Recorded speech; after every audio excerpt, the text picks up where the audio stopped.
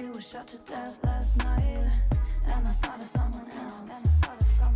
Didn't care about your life last night, at least less than about his.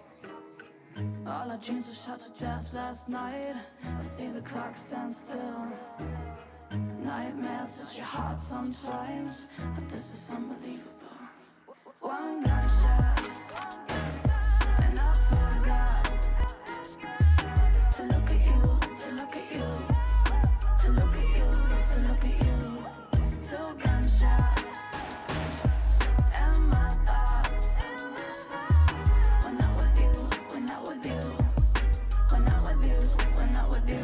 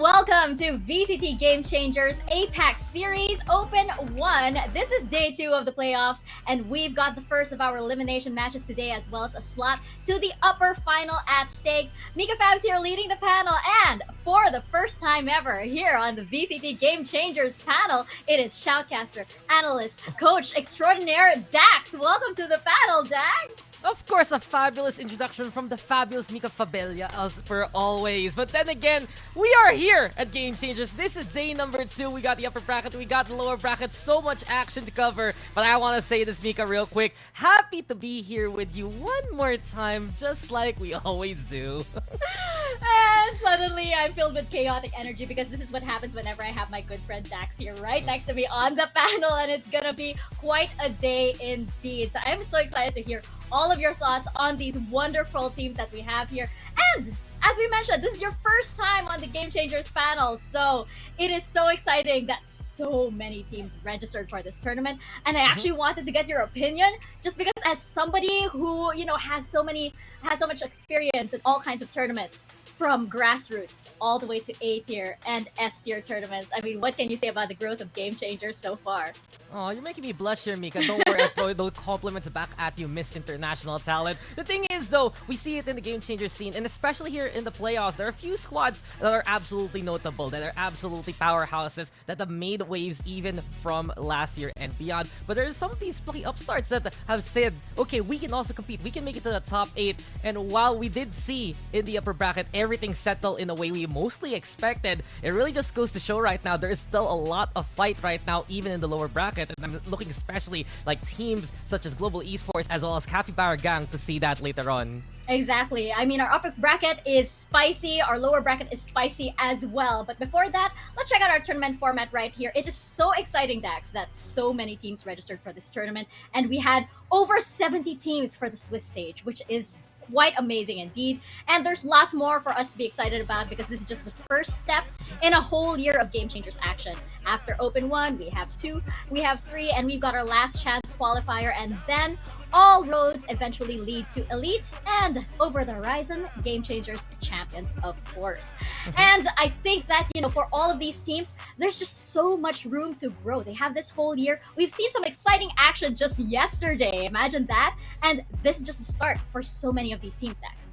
Yeah, it's a big sample right now here in Open 1, start of the year, but when you move on, of course, to how the format works, keep an eye out on those dates between Open 1 and Open 2. Open 2 is all the way till June, and we're pretty much gonna do the same old thing. See who's gonna be the champion, there will be a leaderboard system, there will be points, and the top 6 teams on that leaderboard will qualify for Elite. But I believe, really, Mika, right now here in Open 1, it's such an open field. So many ways for these teams to say they can be that champion, but moving forward, consistency will be so important to crown who will be at the very top. Exactly. And that's why I'm so excited to see all of these teams. What are they going to look like at the end of this year? What is Capybara again, for example, going to look like at the end of this year? It's just, it's so incredible to watch, especially since we are on our second year. So there are so many teams from last year that are just developing so well. Of course, our prize pool over here, we have USD. I was so formal. Yeah, it's like you're telling us what kind. US dollars for each open, and we have $35,000 for our Elite. But more than that, it's a chance for these teams to get on that world stage. And I think that, again, building on what we had from last year, all of these teams, they're just growing so well. All these players are growing so well. We've discussed our favorites so far, actually. And Dax, since this is your first time on the panel here at VCT, Game Changers, let's get your opinion on which teams are your favorites here. I mean, something might have changed from yesterday's matches. I think we just honestly talk about the usual contenders as we show the qualified teams now. 8 of them do battle, 4 of them, or rather 2 of them, will be eliminated today. And all eyes are on the following. You always, of course, have to look at Sapphire, formerly X and Sapphire, defending champions, and looking to make that run yet again. In the meantime, of course, RQ Kaguya, Foundations from Alter Ego Celeste, win streak after win streak from last year, Open Championships, only faltering at the Grand Finals. But truly, Mika, the team that I'm looking forward to the most is Team SMG. Foundations from Red Esports Victorous, as well as that old SMG roster. This team might be the team to beat also. Yeah, I totally agree, especially since we're going to be seeing them a little bit later, by the way, Dax, so we'll save that for now. But they are looking like one of the powerhouses for sure in this tournament. I'm still hoping, by the way, for this potential. There's like a looming rematch over here between Sapphire and RRQ Kaguya. I love that it's just hovering over there, and we could get one of the best kind of like revenge match arcs here in APAC. Just imagine that if Sapphire and RRQ get to face off once again in Grand Finals. You can't be like this. Don't tell everyone the script. Don't tell everyone that was the whole plan all along. And another spoiler right now, some people are saying, especially on the power levels that we saw from yesterday, you see that matchup we mentioned a while ago, SMG versus Sapphire, that can be a potential preview of what the Grand Finals can look like if things do a wayside for RQ Kaguya. But of course, here for our matches here on this broadcast, we got a big Elite ready for action. Big Scythe versus Capybara Gang, and later on, it will be that matchup we've been hyping up, Team SMG versus Sapphire. But the first one there, Mika, that's an elimination match, so if you lose that, you are out of the running here at Open 1. Exactly. And, we'd be remiss not to talk about everybody's favorite Capybara Gang and, their admirable stand to RRQ Kaguya and RRQ's, well-oiled machinery during that, doing their best against them. I think that Big Scythe here, though, there's a little bit of a kind of like a hidden... Of course, it's like irony because of their team name, but like it's a weapon hiding over there because their record in the Swiss stage is really, really, amazing.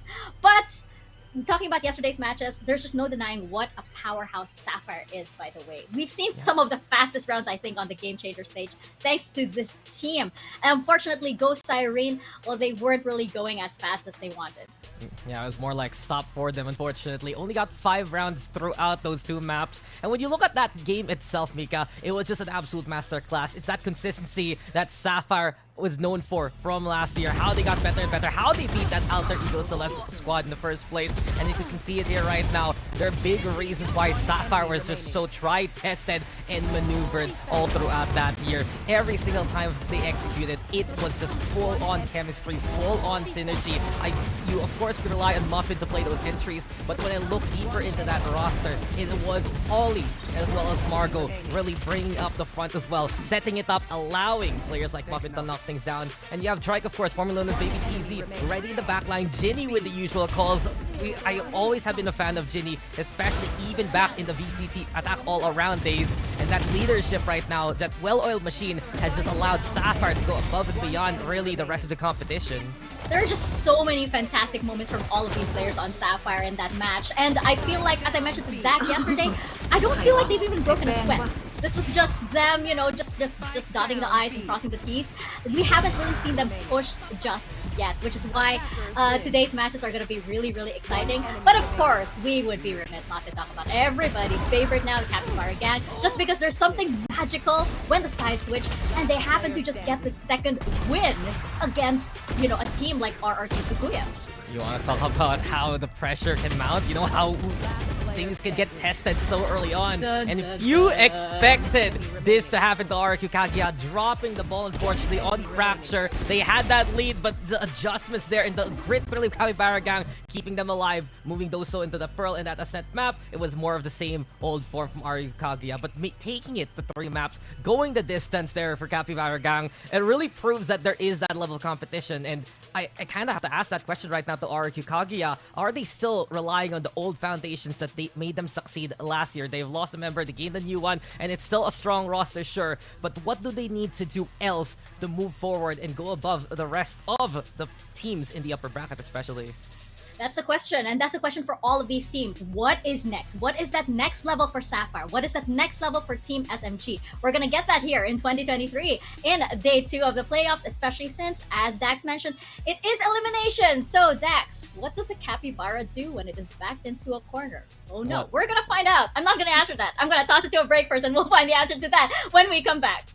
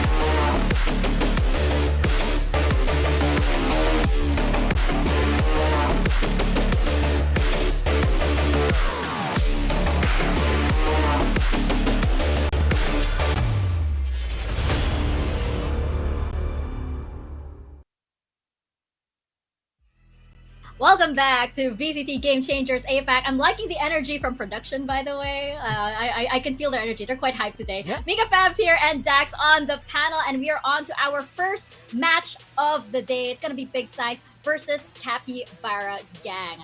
Now, yesterday we saw just how hard Capybaras can punch, but Big Scythe, they also seem to be a promising team just because they have so many factors that seem to be working for them. They had a perfect pretty much run in the Swiss stage, and this roster has a lot of chemistry just because they've been working together for so long. And they also have Oreophilia from the former alter ego Celeste, and one of the most established veterans here on this scene. I mean, on paper, this looks like a pretty solid team, Dax. Yeah, on paper, but in terms of how we saw them against Orangutan X, I think that's a big problem right now for Big Scythe. You look at their whole squad, you look at their Swiss stage especially, and they're able to beat teams that are relatively notable but did not actually qualify. I'm concerned right now here for Big Scythe is, can they actually bridge the gap versus teams like Orangutan, teams like RRQ Kaguya? And as you can see, the roster here already, you got Yamori, you got Ruma, Oreophilia, you got Wed, you got Chrysis, and this team itself, I'm really looking forward to what they can achieve here in the lower bracket, because perhaps their full potential will be unleashed in a more level playing field to something that they didn't really expect, because we saw, especially in that second map, they were so shell-shocked against Orangutan. Yeah, that's what we were discussing, right? Behind the scenes, we were saying how this team, okay, all right, very impressive scoreline, but it doesn't seem like they've been pushed just yet. So now that they are up here on the first match for the lower brackets, the first elimination match that they have, definitely they're gonna be pushed to their limits. They're gonna have to dig deep. Whatever they've been practicing on in the Swiss stage, that all has to come out because they're up against Capybara Gang, everybody's new favorite team that stole the hearts of just everyone with just one fracture map. Other than taking such a good fight, by the way, to RRQ, they seem to have a knack for comebacks, and no matter how far down they are, they're just a team that keeps us believing. Yeah, and you look at the squad right now. You got Pitchy, you got Minecraft, you got Wisely, Izzy, and Yamroll. And I really remember that fracture map. I look back into what they did against RRQ Kaguya, and the way that they were able to play, the way they were so confident in making those flanks happen, to going for those pushes, and especially making sure that RRQ Kaguya was wasting utility towards that side. They understood the game plan of the opposition, and these are the kind of teams that really do their homework. Of course, those star power aside, you have to keep an eye out on some of the players that have really brought their A game here. I keep mentioning what Pitchy was able to do in those last few maps. I love how Yamro was able to play some stellar entries, just willing to actually peek it out for the squad. And at the very least, you have Nuki, who is so potent no matter what agent she's playing. It really has just become that comfort right now here for Capybara Gang within this bracket. And as much as possible, they really just want to find the way that really works for them. We saw it work on Fracture. Let's see if it work on other maps like Pearl and Ascent, if it does come to the map pool. By the way, since you mentioned like how skilled these players are, my Creffy gave some of the most impossible shots that I've ever seen, by the way, in yesterday's series. But you're absolutely right. This is a team that is very creative. They're very smart. They have some great adaptive plays, but their experience tends to be their downfall. They seem to run out of steam after, say, the first map. This is where Big Scythe can strike if they know what they're doing, of course. And I feel like Dax, Capybara Gang, they are now up for elimination. What does the Capybara do when its back is against the wall and it's in danger? What? Tell It me. hides in the water. It's kind of anticlimactic. Okay, can you try doing that right now? Hiding in the water? just duck for cover real quick. Maybe that's why they struggled in Pearl, because they were under the water already. Yeah, and exactly. That's what I was thinking too. But Capybaras also have a very powerful bite, around 1400 newtons, which is the same bite force as a tiger. Why do you have so many facts ready about them? About capybaras? Why are you so prepared? I warned you about this. Let's head into map select right now and hope that the capybaras are not hiding in the water. I don't think so, because they performed so well on Fracture the other day. I think that they should pick it up again, but the Big Scythe, they just have a lot more experience in terms of map pool, and especially since they have Oreo, who just has been playing competitively since the beginning of the Valorant tournament circuit, I feel. For a long time. I do wonder, though, moving into the map draft, I actually might think Big Scythe has been watching that game against RRQ Kaguya, and I wouldn't be surprised if they banned it. And there you have it. Big Scythe removing Fracture as well as Icebox. Lotus and Pearl, though, removed by Capybara Gang. They weren't very happy about their performance, perhaps, against RRQ Kaguya. Instead, Haven picked up here by Capybara Gang. You got Big Side going for split and Ascent for a decider. And all in all, I do believe that this is a decent map pool for both sides. I am a little concerned though here for Capybara Gang because you move to that second map, split. Big Side was able to beat them in the Swiss stage way back when 13-6, I believe, and it seems like the history is on the side of Big Side right now. That's absolutely right. You know, the scoreline wasn't exactly as exciting as it was yesterday for Capybara Gang versus Big Scythe when they did first meet up. I'm hoping that, of course, they've learned from their mistakes. I'm hoping that, you know, they were watching those VODs very, very carefully. And hopefully, Capybara Gang can pull through. But Big Scythe, here's where I feel like, you know, I'm really excited to see them play just because they also have like so much, all that experience. And they have, that's what seems to be, you know, Capybara Gang's downfall again. When they're up against a more experienced team, then they tend to lose some steam. That fire that they initially have for maybe the first map or first 3 rounds tends to die down. This is where Big Scythe can hopefully have that fire and just have that endurance to outlast them. It's a matter of the long run right now we're seeing here for Capybara Gang, and I do believe them picking up Haven first is a result also of not only their Swiss stage results, but what we saw against Orangutan X versus Big Side. It was a 13-1 scoreline. There was just no footing whatsoever here for Big Side. And if Capybara Gang can replicate the same success, just keep on going, keep gassing up Big Side as much as possible, then there's a big possibility for Cappy G to just go the distance and go into that second map still with that head full of steam. My biggest concern for Cappy G all in all here, Mika, is just the predictability. Later on, a team like Ariku Kaguya was able to figure out the tendencies and what Cappy G wanted to do again and again, and they solved it, and there wasn't much behind that textbook after that. But against Big Side right now, who's also trying to prove that they're at that caliber, that they are at the level of teams like Sapphire, Orangutan, SMG, as well as RRQ, they need to do the same kind of system. They need to dismantle Cappy G bit by bit, force them to go back to their tendencies, or else, despite having that perfect run in the groups there, in the Swiss stage, Mika, it's not going to amount to much here in the open playoffs themselves. That's absolutely right. And for the side of Capybara Gang, I do want to... sorry, I have to point out the cat. It's very adorable in the back, hiding behind the curtain. But yes, on the side of Capybara Gang, I do want to point out that this is a team that showed a lot of potential creatively. They did, you know, tend to pick up on RQ's tendencies as well. They adapted very well to that on Fracture. But again, it's losing that steam. So here, as we jump into Asian Select, I am very, very curious to see Capybara Gang. They brought out the double duelist yesterday, so we know that that's something in their cards. I don't know if that's such a smart thing here on Haven, especially up against Big Scythe. So we're gonna see how well they do, especially since we have here pretty standard comp from the side of Big Scythe. Yeah, Big Side, they've been running that breach. They've been trying to just get a bit of that momentum. And similar to what Sapphire does, you just enable your Mori as much as possible to get in there, get that intel. Astra's such a very popular pick right now here, especially in the game changer scene. It's just all about that control. And all in all, Mika, it just becomes that mirror matchup. We do see these kind of core compositions in terms of just getting those textbook executes. And as it stands, really, I feel like for Orangutan, or for rather, Big Scythe, they need to prove that they've learned their lesson from Orangutan X in the other stream. They were prepared now to play into Haven and really show that they are at that level higher than their opponents. Well, let's see at what state we have our 2 teams for today. It's going to be Big Scythe versus Capybara Gang to start things off here at VCT Game Changers. Casters, over to you guys. Thank you so much, Mika and Dax. Beautiful work from you two, as always. And of course, Dax's cat making a little bit of a cameo. But now it's over to your casters for the day. I'm Zach, and with me here is the one and only gorgeous Ethereal Donut. And I think both of us, we are absolutely here to bring the hype for this particular match. Cappy G, as you know, I believe the casters were calling them yesterday, they've won all of our hearts. Right, Donut? Yeah, definitely. I think their win against RQ Kaguya is something to watch out for. Despite Big Scythe winning 6-0 in the group stage, they couldn't stand against the team of OGT.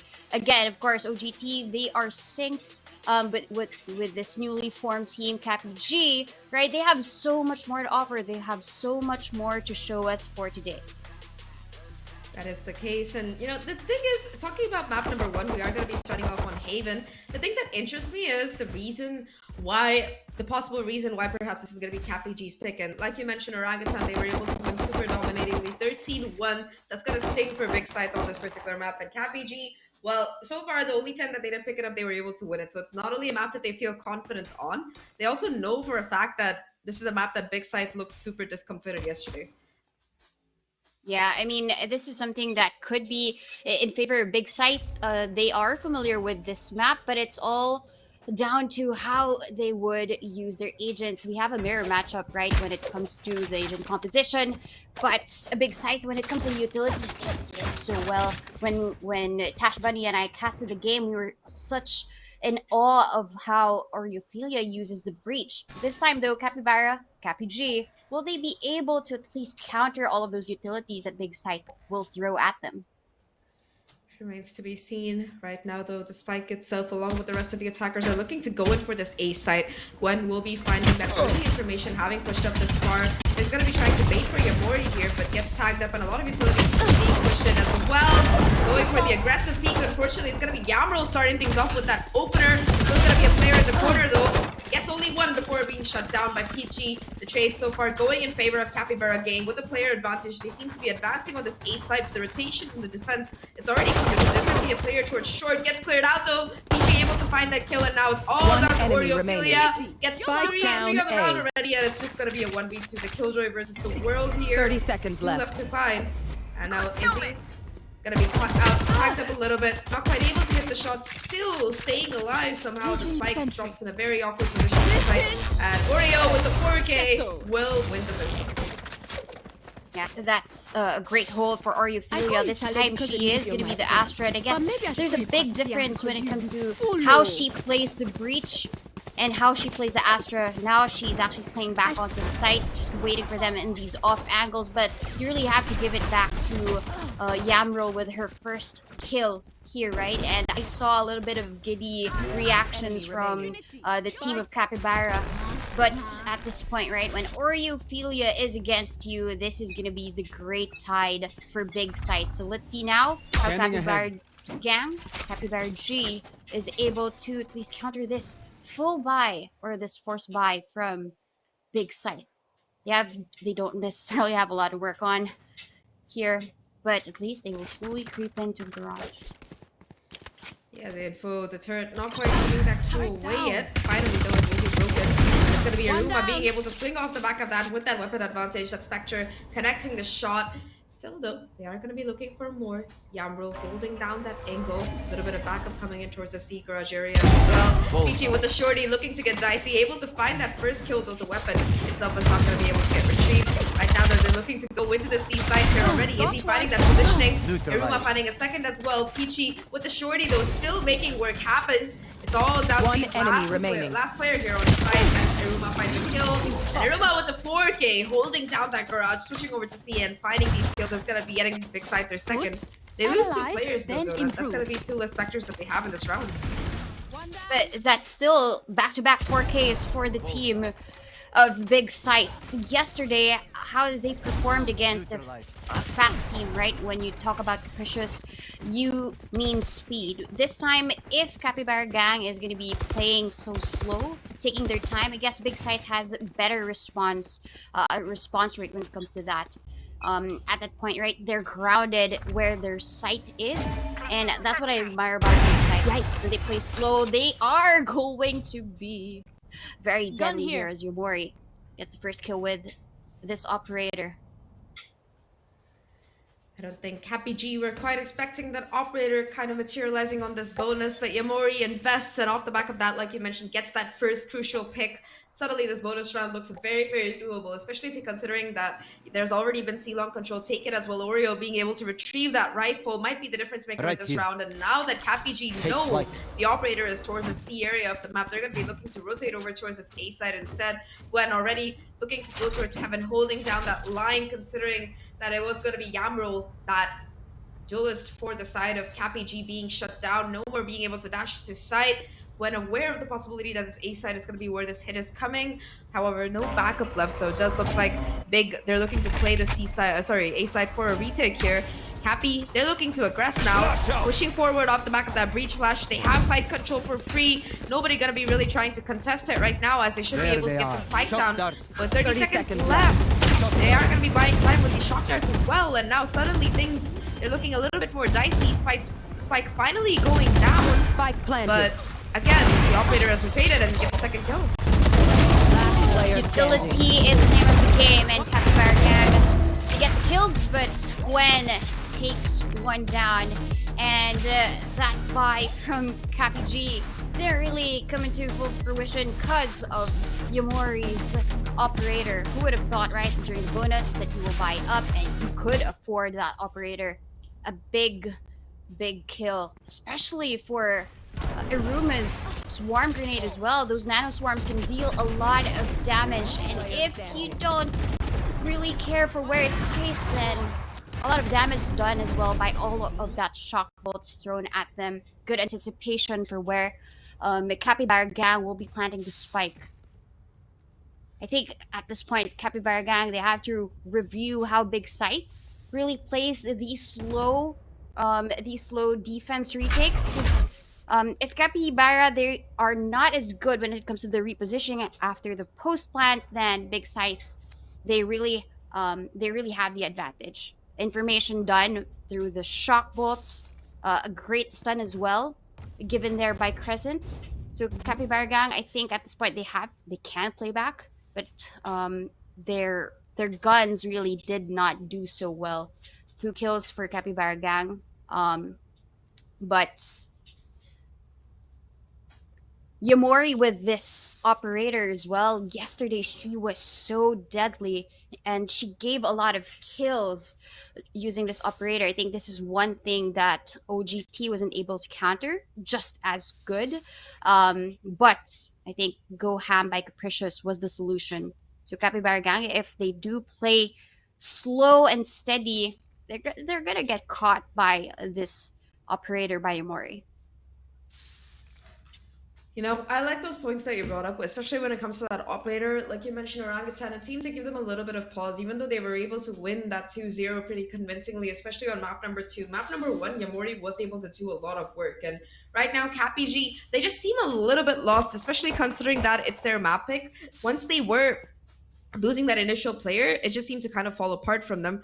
But however, you know, one of the points that Nika and Dax did bring up during that panel thing is that Cappy G, so far they've looked to be that team that really makes comebacks. Like if you look at the first half for them in all of their games yesterday, we had every single variation. We started off with a 10-2, then we had an 8-4, and then finally I think it was a 9-3. And all 3 games at the end of it, they were really close. And like we mentioned, they even managed to take away that first map from Kaguya, one of the favorite teams heading into this particular tournament. So they're the kind of team that seems to get going only when the going gets tough. Right now, their economy kind of in shambles. They are 2 away from that Rolling Thunder on Yuki. And talking about Yuki, I think that for this particular team, when you talk about experience, Yuki, Iznegi, or Izzy and Gambrel are that core that comes with like a lot of practice, a lot of experience in this game changer circuit. Yuki in particular, you know, like we mentioned, known for playing that duelist, was extremely impactful on that Reyna yesterday. But on this initiative role, there are days when she's just able to pop off. And I think that kind of performance is what's really going to be necessary from her and the rest of Capybara Gang to be able to kind of come back from this. Because 3-0, it's not that bad to be down, but they have to like reset their mental right now. Yeah, the mental is something that Big Scythe usually has intact, especially with the leadership of Oreophilia, right? They're able to maintain that composure, but at this point, Crescents in, but Izzy so quick with that. She gets the kill with a stinger as well. Too afraid, even with these medium weapons, the headshot comes in, and Crescent isn't able to get that kill. All of these stingers Spike planted. prove so well in terms of that damage. That's gotta sting, but Gwen here is just waiting with that flank. She is gonna give that call together with Yamori. Revealing area.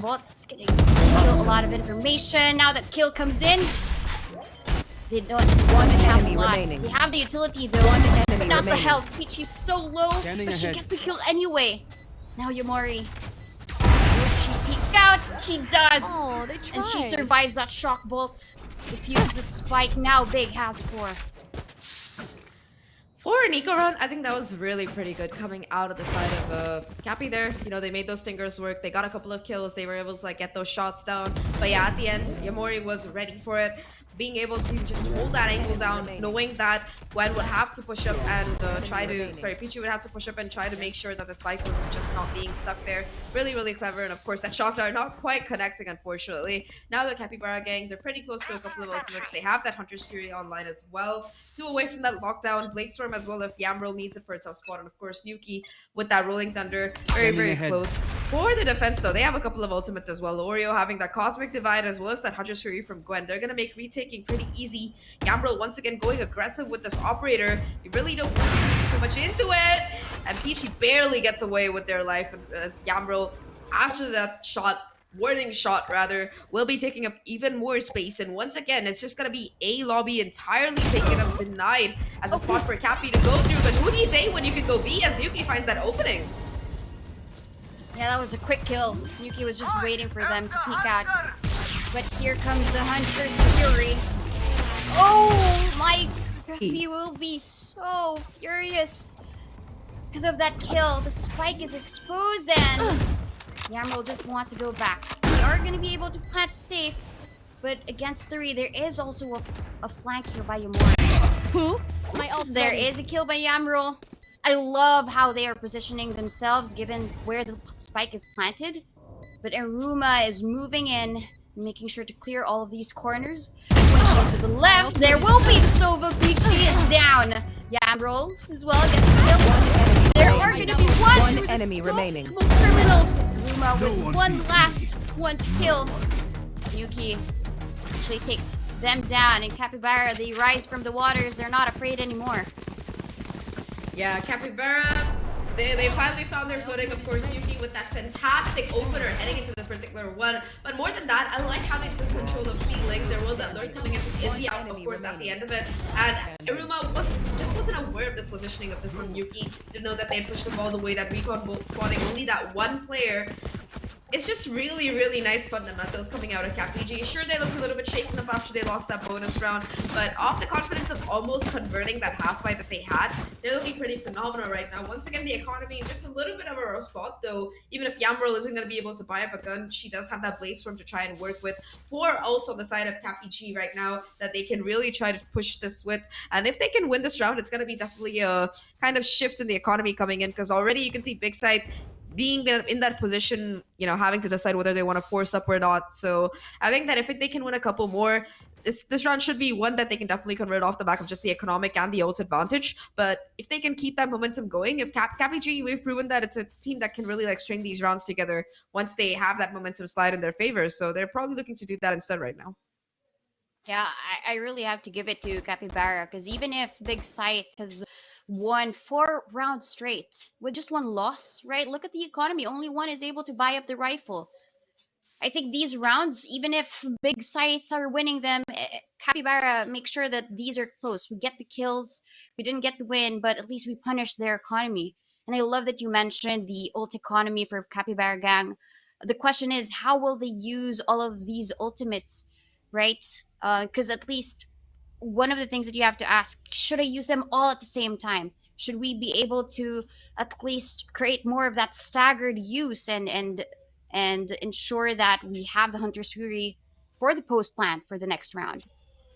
But Yamroll here, instead of buying up a rifle, she's gonna stick with that stinger, and she was able to get two kills earlier on with the stinger, so that's why maybe this is her preferred. Well, it's her pseudo rifle, if I may. If I may call it that. If that Bladestorm runs out, definitely. I think we saw the kind of headshot she was hitting with the Stinger. I'm telling you, that gun, there's just something wrong with it. Every time I run into people, or even when I use it myself, it just seems to have this abnormally high headshot percent rate. Like, I know that the headshot only does 67, but still, it's too creepy how I can just full running across the map, half the site. I just spray my magazine and a couple of those are headshots. It's creepy as hell, though. I don't know if it's happened to you, but to me, I love being able to kill people with a Stinger run and gun, but I also find it really creepy. Yeah, cheapest SMG, by the way. But I think with how powerful, given the nerfs, I think it still is overpowered. And that's the reason why during these save rounds, when you don't have enough to buy either a Spectre or a Bulldog, I mean, I'll just use the Stinger. Especially with how Yamrul plays, she goes ham within the site, ensuring that there is that element of surprise, get kills with the Stinger. And Big Scythe, I think, with how they play their defense, they usually hold these default angles. So maybe that's why Yamrul has a bit of information where they currently are, whether it's in the A site. But of course, with that recon bolt, it confirms everything. It's just that coast signal for Yamro to get the kill dash in. Oreophilia's performance yesterday as the breach is something to actually talk about. Crescents now is the breach for the team, but yesterday you could really see the full support for the team. Her utilities are on point. Every time she uses that fault line, stuns at least two. Yeah, I And think now that she's the Astra, she has more freedom to use all these stars, whether it is a gravity well, that smoke, and as well as the Nova Pulse. I guess she has more creativity as the Astra for the team. You know, Oriphilia, I really, really look up to her as a player because you know she was pretty much, even if she wasn't up there in the numbers for a alter ego last year, like, or even the year before that, like Inari and Ayumi have been. I felt like she was one of the more stable players, just being able to constantly set up the team, be there for those clutch rounds, and she comes with a lot of experience that she gained over her time with that particular roster. Unfortunately, towards the second half of last year, we didn't see much coming out of her because she was picked up by Orakatan as one of their players. We didn't see her playing too much because I think that Casper was stepping up, was able to get back from her sickness and stuff and play. And I think Oreophilia, after that gap, she seems to have come back in more than ever. I think her time on Alter Ego, she was purely that controller player. But on this particular team, she seems to have switched more to that flex role, like you mentioned, being able to just put up numbers on the breach. And Oreo, I feel like she's that support player that you always want on your team, just having your back, not only being able to use your utility for the rest of the team, but also just frag out and clutch when you need it. I think that she is one of those players that is that backup plan, always there in your back pocket to pull out on a rough time. And I really like that she's able to continue doing that role on Big Side. Gwen as well. I feel like these two are, especially Gwen, I feel like she's one of the more underrated players, part of like the Enigma Galaxy roster last year. Didn't really see her get too much time again because she was kind of in that six-person role. Though towards the end, I think we did see her being able to get some playtime and kind of show why she's that person that you want. But for Cappy G, they don't, apart from Yuki and Izdeki, the rest of the team, it does seem to be a little bit less experienced. However, they're more than making up for it when it comes to enthusiasm. And now, as we head into this round, it is going to be a little, like we talked about, a bit of a broken buy coming in right now for the side of Big Side. Despite them having the lead, a relatively quick execute, looking to be coming towards the seaside here. Oreo on the Astro will be looking to put it down. The attacker lockdown being invested as well in this corner. Yamro trying to find some space off the back of it though. It's in fact gonna be Yamori towards mid, finding that kill into his Neki. Huge kill with this flank coming in. And it seems like Capybara, while they've taken C-side, they're gonna be starting off with a little bit of a disadvantage when it comes to the numbers. Yeah, that lockdown gave them the space that they needed. But I think that was just unfortunate that Izu was caught up by that Right here. by that Vandal. It was initially Yamro that they were aiming at. Just unfortunate for that kill.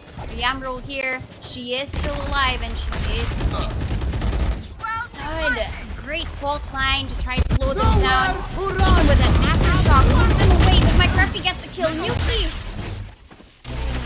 One enemy remaining. She is just holding that Hunter's Fury. If there is a wall right, Yamro is gonna push out and get the kill. Ordelia is down and Capybara Gang, they find their redemption after 4 rounds. Yeah, they seem to finally be back in the thick of things here. But you know, Donut, about that particular round, what would you say was the best play coming out of these players from Cappy? Like your favorite moment from that round? I think it's all about how they would respond to the utilities of Big Scythe. With how they use the aftershock, they already had an inkling where they could be. So using that and pushing forward the smoke. I mean, you don't usually do that, right? You hide behind the smoke, you ensure that you just wait for them to push out when you fake out a defuse. But that wasn't the case. Capybara Gang, they knew that there might be a push out for Big Scythe, and they just punished them anyway. Thank you for that quick breakdown. Though it is going to be an assault onto this B side here. Yammer already being able to catch Gwen, who just ventures a little bit too far for comfort, finding that first pick and opening up the site for business. Right now, the retake setup is already on. Yammer, though, still on fire, able to find that first kill. Yammer finally trading up, but it might be a little bit too late, as it is going to be the number of times going for these players from the side of Capybara. Additionally, the spike is going to be dropped to no man's land. Oreophilia being able to finding all the kills. In fact, it's going to be Yamori and Oreophilia. Despite that initial advantage of numbers going to Cappy, the spike is not with them as they try to go for that A side, and Oreo just holds it down. Huge round coming out of big side there. For a second, it looked really dicey for them, but the moment that spike went down, it was just free. Yeah, I think when it comes to defending the B side, right, they usually give it away. The smokes come in, they give respect. The ones that spike plant has been heard, they know that it's a moment of weakness, and big side just know when to pounce. And Yomori, when it comes to that push out towards the smoke, I think that kill was what won them that round. Although again, with that ult economy for that economy for big side, they're stuck with stingers. Unfortunately, not much for them to work with, though we have seen them get very close to being able to convert these 15 rounds. Yambro looking to push in, but Oreo will find that timing, still holding down the side, being that maker, finding so many frags here, and Oreo are looking to clean things up. Yamori will get that last kill. A stinger is all that she needs to be able to get it. And again, I like the fight coming out of both of these chests. That stinger kind of Blaze Storm combo, because at range, the Blaze Storm can really net you those kills. But you know, if you're up in someone's faces, there's nothing better than a stinger. And like Yamro kind of exemplified that in this particular round when she went in. Yeah, I mean, I doubted that buy, right? I commented about the economy, about them not buying too much, so that they are able to at least manage the next round. But I guess they did break my doubt during that round. And what I loved about this is how they are able to come in. If they move like that during the retakes, what more during the attack? They ensure that all bases are covered. They move towards the left, they move towards the right. And if you're Capybara gang, you would just definitely hide in the waters, as Mika mentioned, like they would usually do.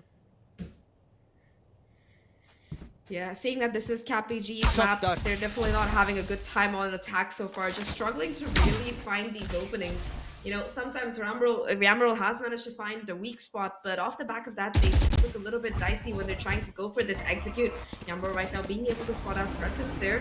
He does have the Rolling Thunder on the line, so we might see that being invested right now, but it's just going to be the questions on either side. The fault line's buying a little bit more time as they way to approach. The dash not quite going as Yamrol expected, though. The information sound cue is going to be there. The seaside is going to be where the rotation is kicking in right now. Oreophilia still holding down this corner. The backup as well from Yamori on the site, and it does look like the seaside is going to be where these players want to go. Where Yuki is going to be able to find that first kill. Yamrol the second, in fact, as they push through garage here.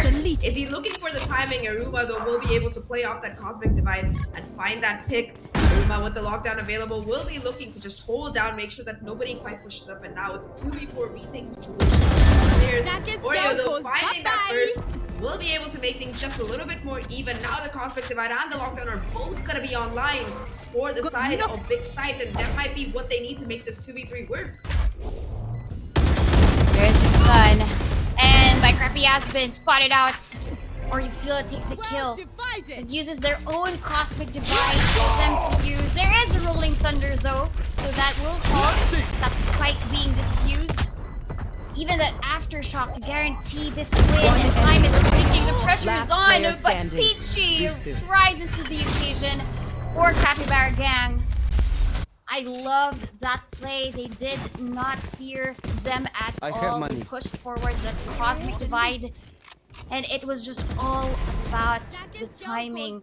Them using their utilities one by one for them to get and to protect that spike. 6-3 right now. Cappy showing that Capybaras also have teeth and can bite back here. not really taking the loss of those couple of rounds in stride, and now despite that round differential, once again the economy for the side of Big Scythe not gonna be the greatest. Couple of bulldogs online, but they're kind of going into that half buy mode, still holding on to that rolling thunder as well as that lockdown. Might be the difference maker here in this particular one. The blade storm though coming out, I believe, from Yamro, looking to get a little bit more aggressive. We saw, like we spoke about, it is going to be that Stinger blade storm kind of combo here. Yamro trying to lead the charge, just being using that Stinger to rake down this utility garage, make it safe for the rest of the team, while also like trying to find some damage. Again, the Big Side, they made that quick rotation over towards the C side. A lot of utility coming out of Oriophilia here to buy a little bit more time, perhaps. Just trying to anchor down this backside, and now the first point of contact is going to be Yamro with the blade storm finding presence. The Aruba and Oriophilia, they're still being able to anchor down the side, though not for long, because Yuki and Peachy, they mean business. They want C and they will get it. 6-4. At first, Capybara gang, they did not seem to know where they would want to go. They had Garage, right? But because of all of the utilities, there was a bit of restraint for them to push forward. Even the Gravity Well from Oriophilia slowed them down, but at that point when they pushed out together, their sync was so good, and even all of the utilities being thrown there by Capybara gang to try and displace the members of Big Scythe, to look at the right side and not to aim back at them. That was just beautiful for Capybara gang to try and achieve that win. 4 kills in the kill feed go in their favor, and even Yumori now trying to test the waters against Nuki deals both damage actually. Yeah, that head-to-head fight, you know, was actually literally head-to-head, seeing that they were both wallbang headshots. But yeah, both Yuki and Yamori are gonna be left tagged up a little bit. Eruma for once towards this garage area, willing to get a little bit aggressive, especially considering that Oriophilia has taken map control all the way towards C long here. I think that they're looking to possibly smoke off the turret, go for a little bit of a flank, although Aruma will be hearing the sound coming into B, investing this early lockdown. The timing not quite there for the opponent. Killjoy is not able to find that shot, though trying to push that wallbang onto this particular lockdown, but not connecting. And in the meantime, Peachy will be able to find Yamori, who gets just a little bit too aggressive for their own good. Off the back of that, a quick rotation coming out of the Capybara gang as they look to go in for this A side hit. However, though Gwen being able to play in the smoke, Peachy though, more than ready, will get that first kill. And now all Capybara have to do is hold on to the side. Is Nick and Yamro finding one of their own. Oriophilia, last player left right now for Big, will have to go really big with 2 Gs to be able to make this happen. But Peachy with the shorty is the first obstacle. Oreo just trying to get these shots, does connect them! Brings it down to a 1v1, knows the position of this last player as well. It's gonna be Astra versus Astra, although McCreepy has pushed out towards the other side. Oreo unfortunately not ready for it. Almost the 1v4 for Oreo, but Big, Last round they will in the half. lose the round at the end. For me, that was Oriophilia's W. I mean, 1 versus 4. You would really doubt if you would win that situation, but not for Oriophilia. The first headshot was just stellar, but that lineup as well. But my creepy, when she knew that there might be a situation, will I fight or will there be just flight for me? No, I will fight back. And Oriophilia just did not know where she currently was. And I think at this point a timeout is in order for Capybara gang. We want to make use of all of these rifles available to them, right? So I guess that's something that they want to maximize against Big Scythe's. I mean, they have rifles, but half armor, a Spectre for Iruma, I don't think that's going to be enough. And they already have the momentum in their hands. After Big Scythe's 4-round win, they were able to at least pull back a little bit and get Big Scythe a bit in that situation where there's a disadvantage. Finally, though, 6-5 last round in the half. Cappy take a timeout. They do have a little bit of an advantage, I would say, when it comes down to the buy here. Huntress Fury as well, online for Peachy, but Big Side, they have the ult advantage for sure.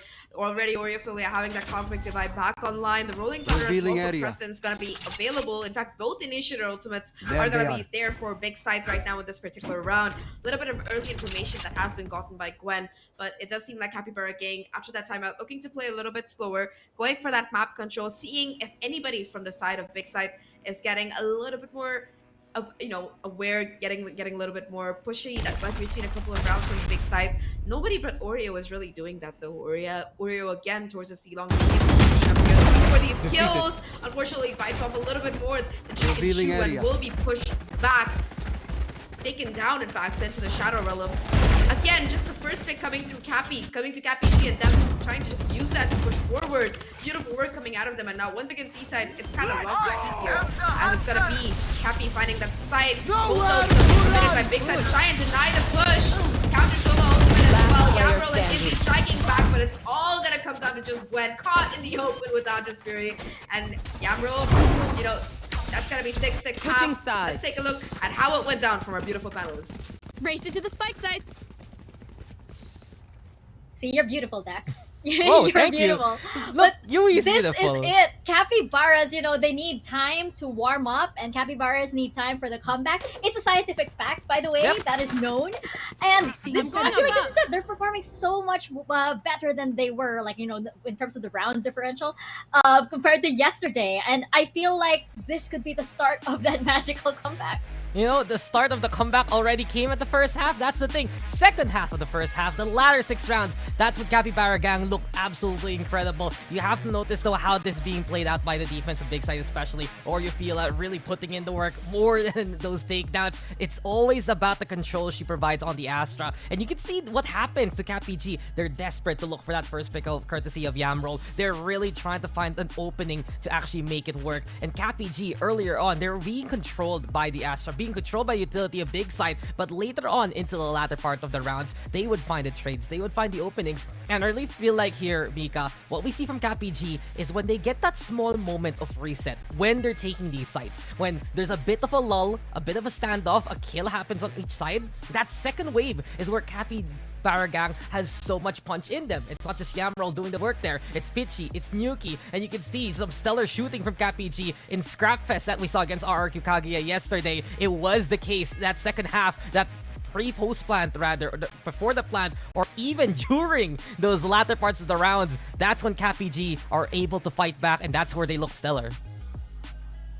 This Yamori and Oreophilia combination is so good. They're so effective with dealing with Yamroll initially, and Oreophilia, of course, is more than enough as a player to just deal with all of them as a team. But I like how Capybara Gang, they are staying calm throughout all of this. At first, it was like, I didn't think they felt as confident, but now it's like, okay, they know how to play time. They know how to do that, and make sure that they're even willing to stand in the middle of a recon and say, oh, it's all right. We got more than enough time to turn this around. Let's see if they can do exactly that as we throw it on back to our casters. Oh, okay, there we go. Thank you so much, Mika and Dox, for that quick breakdown. Like you mentioned, Capybaras, they seem like they've gotten a little bit more awake here, coming slowly but surely out of that water. I mean, this is Pacific. We're here to make waves, aren't we, Dota? Yeah, we're here making waves. And Capybara Gang, they're sitting pretty near the beach, right? I mean, the waters used to be where they hide, but I guess this is now where they want to chill. And after a bit of a roll here by Big Scythe, they get 6 as well. For the defense, though, will that be the same performance as they would? They used to have a very great plan during their offense. This time, will Big be able to just counter this? All of the utilities. Frizzy. It's currently here in B site, and they're gonna just walk through it. Once again, this time Capybara being the ones to take that early map control here towards this A site. They are going to be going just a little bit further outside though. Yamroll able to find that first. It's going to be baiting for the second player as well through the smoke though. Iruma able to find that kill. They don't check Peachy. Strikes back, still holding down his angle with the ghost. Gets the headshot and another kill before Iruma finally shuts it down. Things down to a 2v3 here. Numbers advantage in favor, once again, of the side of Cappy G, the Cappy Gang, so as to speak. And now these last 2 players on the defense, they're going to be positioned towards the C garage area where the spike does seem to be going. Recalling my boss. Still both the Astra and the Killjoy utility online to make things worse. Yuki kind of passively watching for that A push, but the gamble 30 is seconds correct. left. Unfortunately, McGriffy gets a little bit too aggressive for anyone's good, especially her own there. Warriorphilia, you don't give her shots like that because she will be able to take advantage of them. An open plan coming through right now. And Aruma, as well as Warriorphilia, are going to be trying to play this 2v1, make that a 1v1. It's all down to Oreo here, but Izzy will clean up that final kill. Cappy, they find that pistol. Yeah, you would think that if Nuki missed that fault line, right, then there would be timing for Izzy to get the peak. But no, they play that so slow. They ensure that they would want to know where they currently are and then move towards the seaside. And I guess them just being caught off guard there, I think that was Mike Ruffy, right? 30 seconds left. I think was that a jump peak? I'm not too sure if that was. Maybe that was just a little stroll on the beach, and then Big Scythe just takes advantage of that. But Capybara Gang, even with numbers so low for them, they still recover 2v2. And now that they have the buys, this is gonna be tricky for Big Scythe. Blocking vision. Yeah, it is going to be Cappy G finally taking the lead in the series here. Like you mentioned, the buy not the greatest for Big Scythe despite being able to get that flat down. However, they have 5 frenzies. I'm seeing 5 frenzies here though. That if they can play in these smokes, you know, get a little bit of these ratty kills, it might be what they need to make things work. Right now though, the Shock utility already doing quite a bit of damage to Crescent and Gwen here. They're going to be going for a methodical retake through this garage area. The Wind Alpha got a alarm button. It's going to be Aruma finding 2 kills already before finally being shut down. A 2v3 situation. It's going to be the frenzy in this close range once again. One more being able to find that kill. Oreo finding the second as well, and now it's all down to just Yamro. Does have that HP advantage, but is going to be in that 2v1 situation. Knows the position of one player, but now has to somehow isolate these fights. The clock's still going to be ticking, and Oreo will find the timing through Garage. The anti-eco not going in the favor of Cappy Gang as the frenzies, they come out on top. It was about that fight there in Garage. That was what Big won in that situation. With the frenzies, right? They knew that if they had these guns, they had to play it close. And Yumori just making sure that they dodged the bullet. And with these close encounters, Oreo even picking up that Spectre was everything that they wanted for that force buy. And now that they're gonna get into this next round, Capybara Gang, they don't really have enough. But Big Scythe has shown us how it is done with these low buys. Let's see if Big Scythe will answer back. Very, very aggressive start right now already. The Seaside having been pushed up on here by Big, just given away, I believe, more or less, considering the kind of stack that was coming out of Cappy Gang. Spike will be going down right now, but off the back of that, Yamori looking to get a little bit aggressive, finds the first, doing a lot of damage, but barely gets away with their life. The Shorty not able to connect a kill in time. Right now, though, these players from the side of Cappy G looking to get back on site, does spot a player, but unfortunately, it's not gonna be the Shorty really being able to get that kill at that range. Right now, though, it's 3 players remaining from Capybara Gang. Right now, the guns they hold not in their favor, looking for a possible lurk kind of play that they've seen come out before from the likes of Aruma and Oreo. Doing some damage, getting that first kill. Being forced to reload, knows the position of Sova as well. And at this point, it's just how expensive this team can make it for the side of Big Scythe. Yuki looking for a one kill here, going on the hunt. Unfortunately, though, it's going to be Aruma and Gwen being able to clean things up and take that lead back, snatch it out of the hands of Cappy. 8-7. Yeah, I mean, given that point, you know you have the disadvantage of weaponry. You also have the disadvantage of positioning, given how pushed forward Big Scythe already was in the seaside. All they had to do was just wait for them to exit, go for the punishment in terms of economy. But Big, they had an idea. If there isn't any movement from Capybara Gang at that point, they might be going for these exits, and Aruma was just out for the hunt to get these kills. And even if she was hunted as well, she well made sure that her rifle is going to be saved for this round. Good call coming out of them. Again, though, Big Scythe, they're playing this super aggressively. It seems like Cappy not quite ready for the kind of pace that they're bringing into this game, and their attacking side Just like that, on the first 20 seconds of the round, A long control has already been taken. Smoke's being put down as well. It does seem like they're going to be looking to commit towards this particular area of the map, or at least give an impression that they are. The rotation, though, not quite being drawn over, I would say. Still going to be the Killjoy and Astra holding down on the C side of the map. The Spike itself does seem to be rotating over towards that particular execute instead, hoping that they made enough noise, they faked it enough, they sold it, but still going to be this Astra being able to try and hold it down. Now, though, the jump is coming in. The shot's not quite connecting, and McCruffy is going to be facing the onslaught of the being dumped in her direction right now. Will be spotted out by the recon bolt, putting down the smoke to try and stay alive, though the spam is going to be pretty good here. And it will connect that kill. Izzy, though, coming out of garage, being able to take that trade is just huge.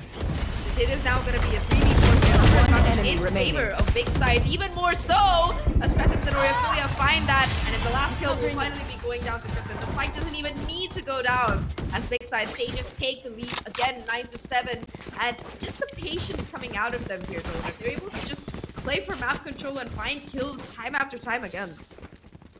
Yeah, I love how Big Scythe, they weren't complacent. Even if they have the sight, they didn't really get the spike down. And at that point, they just waited it out.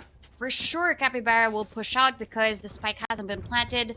Time is also running out. But yes, the patience for Big Scythe to just wait for Capybara to cross their sights. And now, given this, there is a call for them to go towards the B site, to stack the B site, but I think Big... Not in sight. They just have an idea. Nobody's home here. And they will leave it.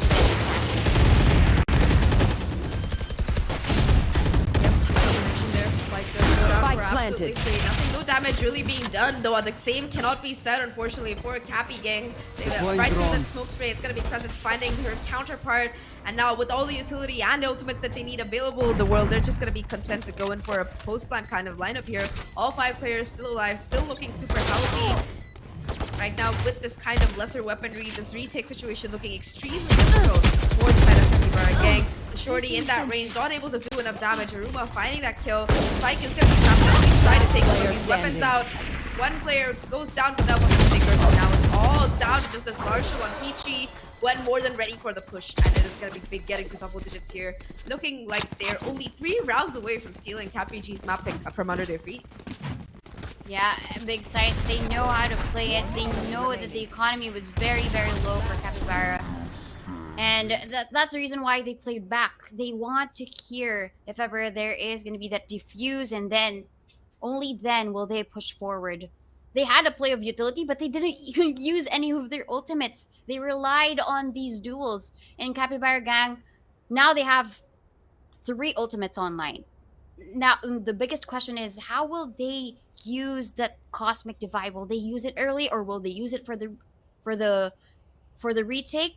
Peachy's Hunter's Fury, we have seen a lot of kills using the Hunter's Fury for Gwen, but not for Capybara gang.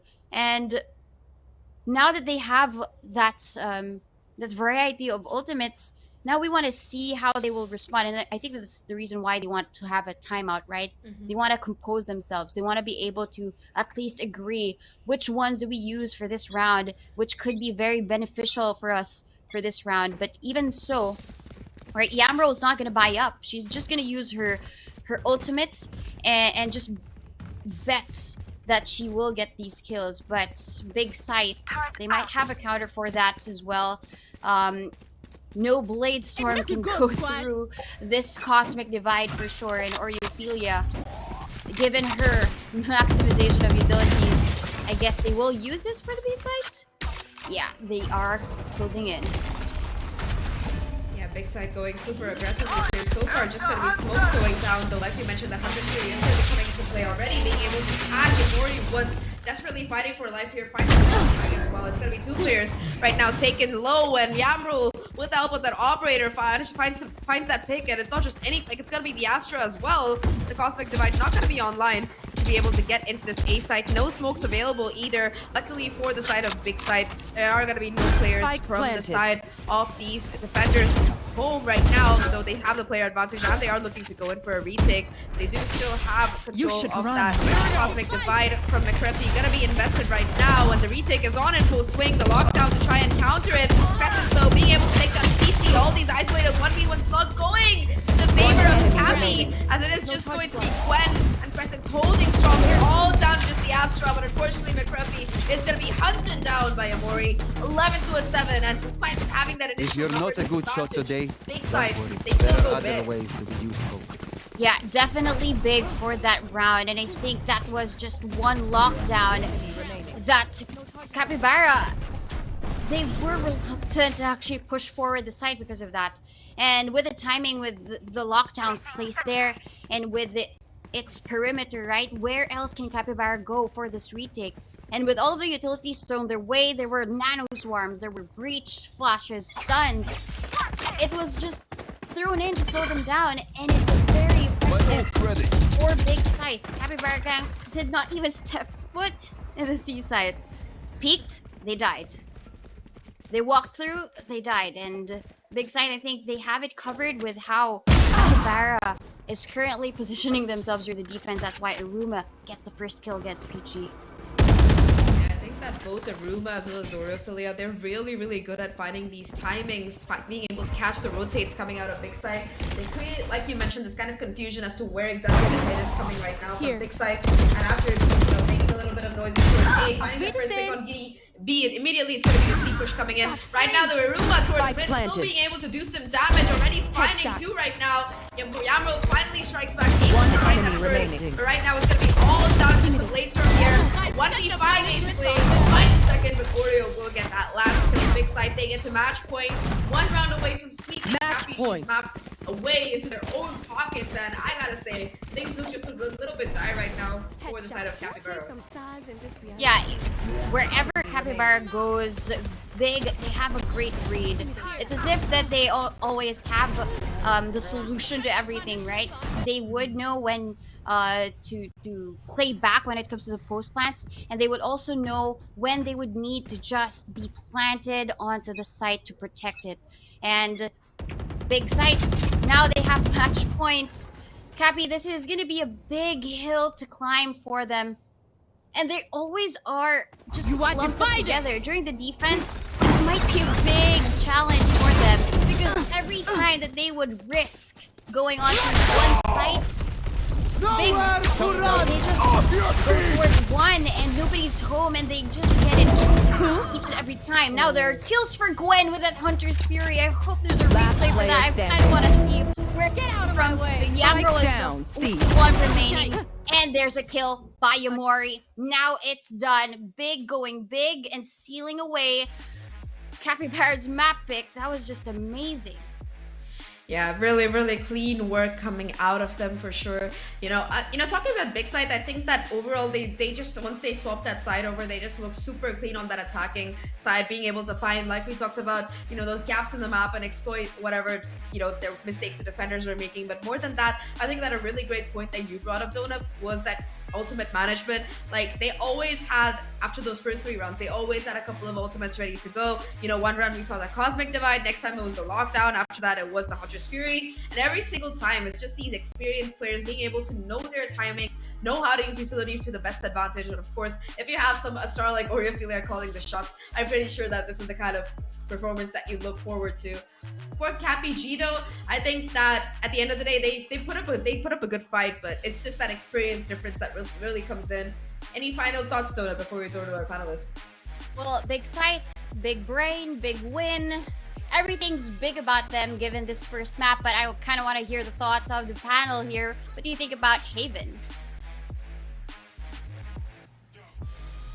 Definitely a big win for Big Scythe, as you mentioned, Donut, and that is map 1 over to Big Scythe. We mentioned how, there are a lot of things working for this team on paper, and it looks like, they are proving just that they are one of the big contenders, of course, to make it out of the lower bracket. Dax, I'm quite impressed with Big Scythe, but for the side of Capybara Gang, this is quite sad because we do know that they tend to run out of steam, so if they can't get this map win, it's a big question as to where they go from here. I thought it was a good beginning already for Cappy, honestly. They won that pistol, and from that point on, that could have been the momentum that we usually see from Cappy. But Big Scythe, they look so comfortable on the attacking side. They made those frenzies work into the next round after that one. And then continuing on, they kept so much tabs on Capybara Gang over and over and over again.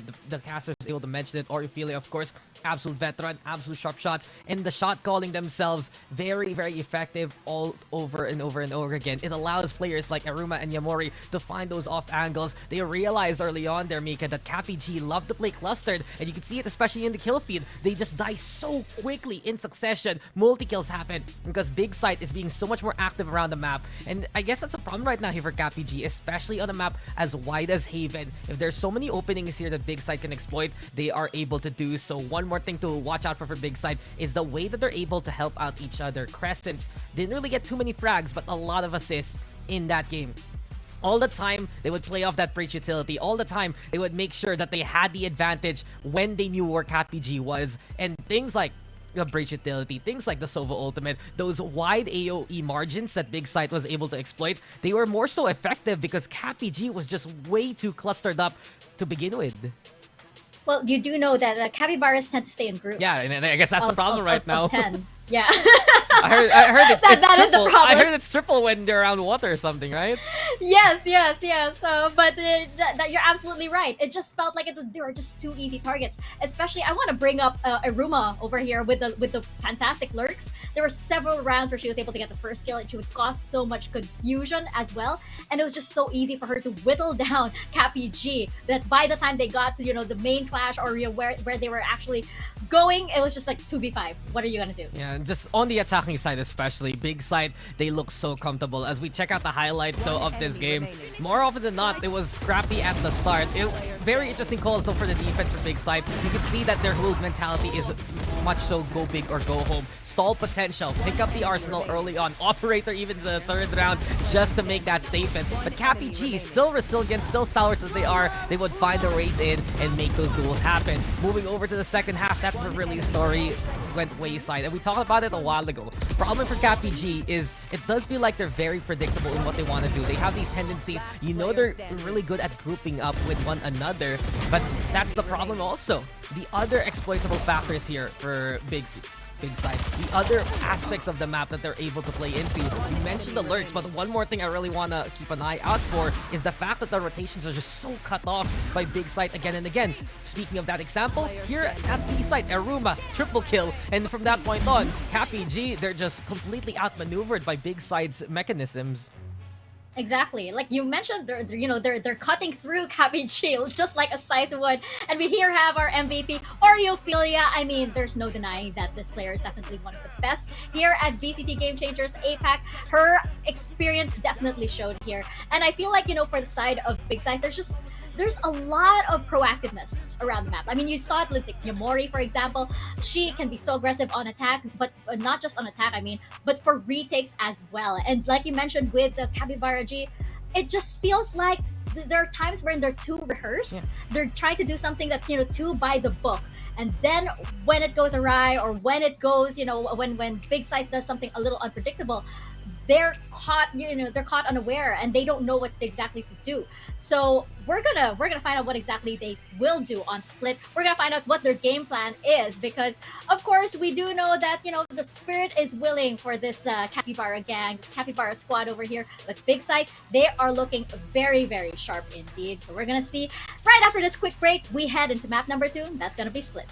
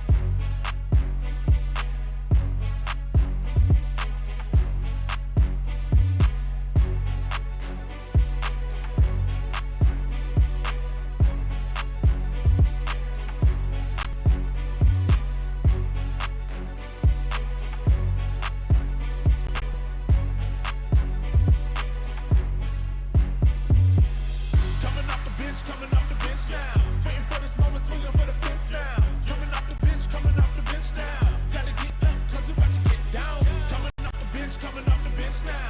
Waiting for this moment, swinging for the fence now. Coming off the bench now. Gotta get up, cause we about to get down.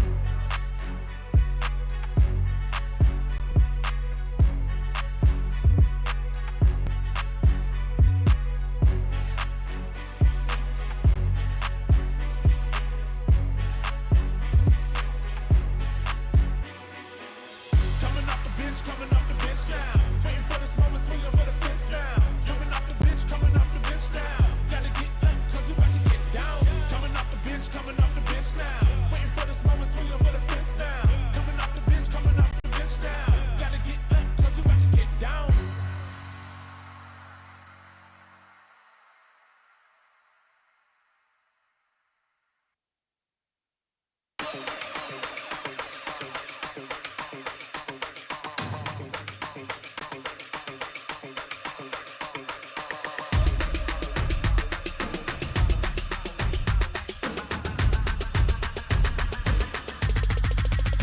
We wanna get it crunk in the club, with a crunk in the club, crunk in the club, crunk in the club, crunk in the club, with a get it crunk with a couple hundred thugs.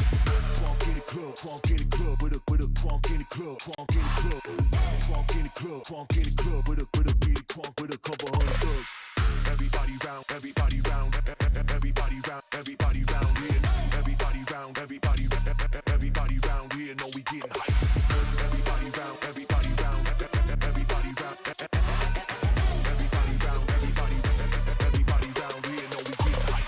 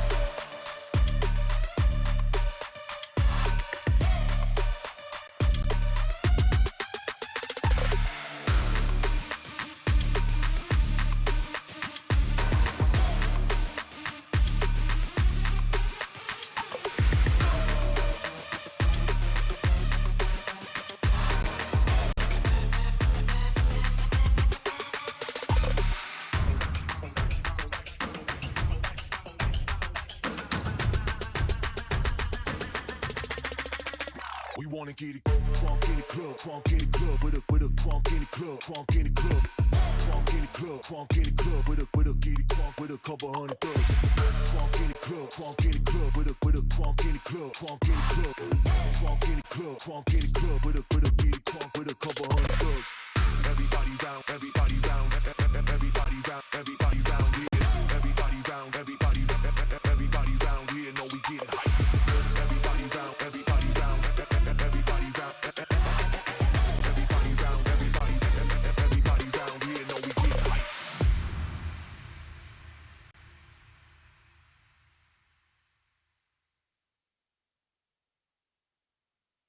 Get money.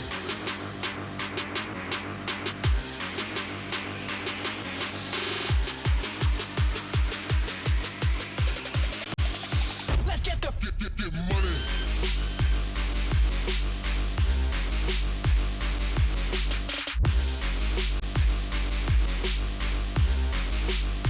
Let's get the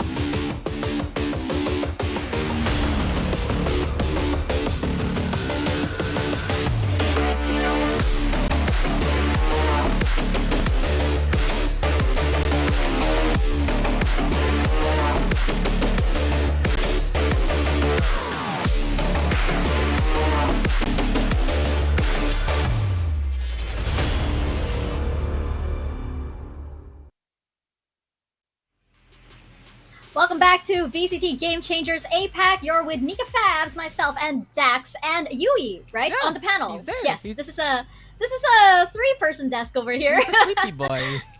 He's a sleeping boy. He's a sleeping boy, but he'll probably wake up as we head into map number 2. We just saw Big Scythe triumph over Capybara Gang in Haven. Can they translate this victory over to map number 2, which is going to be Split? Well, history says that they already have. And with Capybara Gang's tendency to run out of steam, it doesn't look good, Dax. Yeah, it doesn't look too good here for CapPG, but if the heart is there, it will be a fight. It will be that revenge you're looking for, and especially now that they know that it is still a winnable condition. Big Scythe, they were able to run away with it. All in all, Mika, especially when you put Big Scythe on the attacking side of that first map, they look so comfortable. They just know how to play those lurks. They know how to play those angles. But moving into Split, we know for the fact that CapPG, they might be able to just hold down those towers really well. If they have these power positions later on, that's something they can work with. So there is a little bit of that hope right now as we can see the map pool yet again. Split, this is Big Scythe's map pick though. And just to go back to what you said, last time these two teams met in the Swiss stage, it was a 2-0 victory for Big Scythe over Capybara Gang. And that second map that they won on was Split. It was 13-6. And even though there is still that potential to defend a map like Split, Big Scythe, they just look so potent on the attacking side. That's what they did the last time around. It was an 11-1 half that allowed Big Scythe to propel themselves to a win on this map last time. Yeah, and those numbers definitely do not look good. But as you mentioned, if the heart is willing, and we did see Capybara Gang pull back from a similar scoreline against RRQ. However, the thing with Haven and Split is that, you know, they're these classic maps, right? So with that, you kind of favor the team that has experience, and that's Big Scythe. What does Capybara Gang have going for them? The first entry with Yamroll, I think, is still pretty good. There's something there. They need also, like you mentioned, Dax, you know, more diversity in their plays. They tend to group up a lot. They seem to be, you know, sort of like stick to a certain kind of playbook. It's just that, you know, there's not much there yet. And when Big Scythe catch on to it, it just seems like it's just they're just too well read, and they just, you know, catch on to Capybara Gang, and it's just downhill from there. It works on one side, that's the thing, Mika. It works on the attack usually, but not so much on the defense. And while the positions themselves on Split can help out Capybara Gang in a pinch, I do want to focus on those two players. You got Yamori on one side and you got Yamroll on the other. Both of Jets relatively equal there in that last map. They had the impact in terms of making those openings, to making that space. But it feels like for CapPG, if they can allow Yamroll to even go further than they expect, to actually get even more of that space, the rest of Capybara Gang, will that allow them to actually split on up, isolate from each other, spread out from that point on? It really just goes to show here for CapPG that evolution is necessary if they want to last year in the playoffs. Yeah, you have a Yamroll on one side, you have Yamori on the other side, you have two Yams on either side, right? But, you know, I do also want to turn attention to, you have Izzy on one side and you have Iruma on the other, on the side of Big Scythe. Iruma, as I mentioned earlier, did so well in terms of like cutting Capybara Gang, in, you know, whittling them down. And I wonder, you know, Izzy had that same role the other day. And unfortunately, it doesn't seem like, you know, there's that much confidence. There's that much confidence as there was against RRQ Kaguya, which I'm wondering why, especially since RRQ Kaguya is such a well-oiled machine.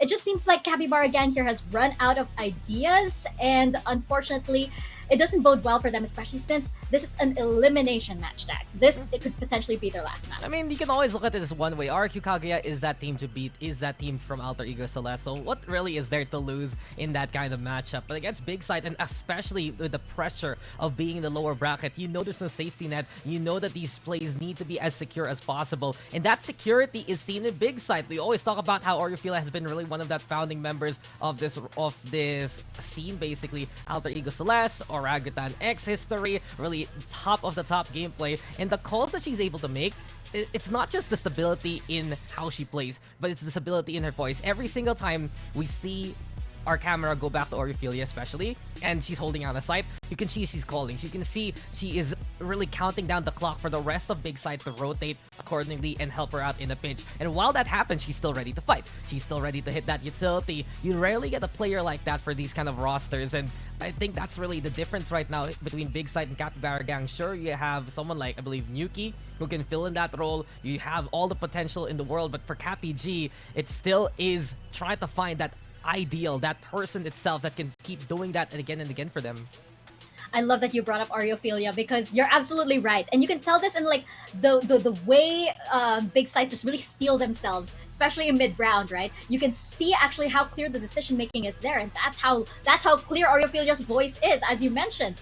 And Capybara Gang just doesn't seem to have that clarity just yet. They don't have that much resolve, especially when things don't start to go their way. And that voice, that guiding light, is just so important, even especially for these newer teams. But that's where this experience is going to come in. I mean, they still do have bringing that match very very close against RRQ, but again, it's very very dire right now. For the side of Big Side, I feel like Areophilia is just really leading this team so well, and she's bringing about so much potential for all of these players. I mean, you mentioned players like Gwen, for example. We have players like Yamori and Aruma and Marshall Force who are just doing so well. And speaking of Gwen, last time we were on Split between Big Side and Capybara Gang, she was able to pop off. She, I believe, had those top frag honors, 26 takedowns on a Sage.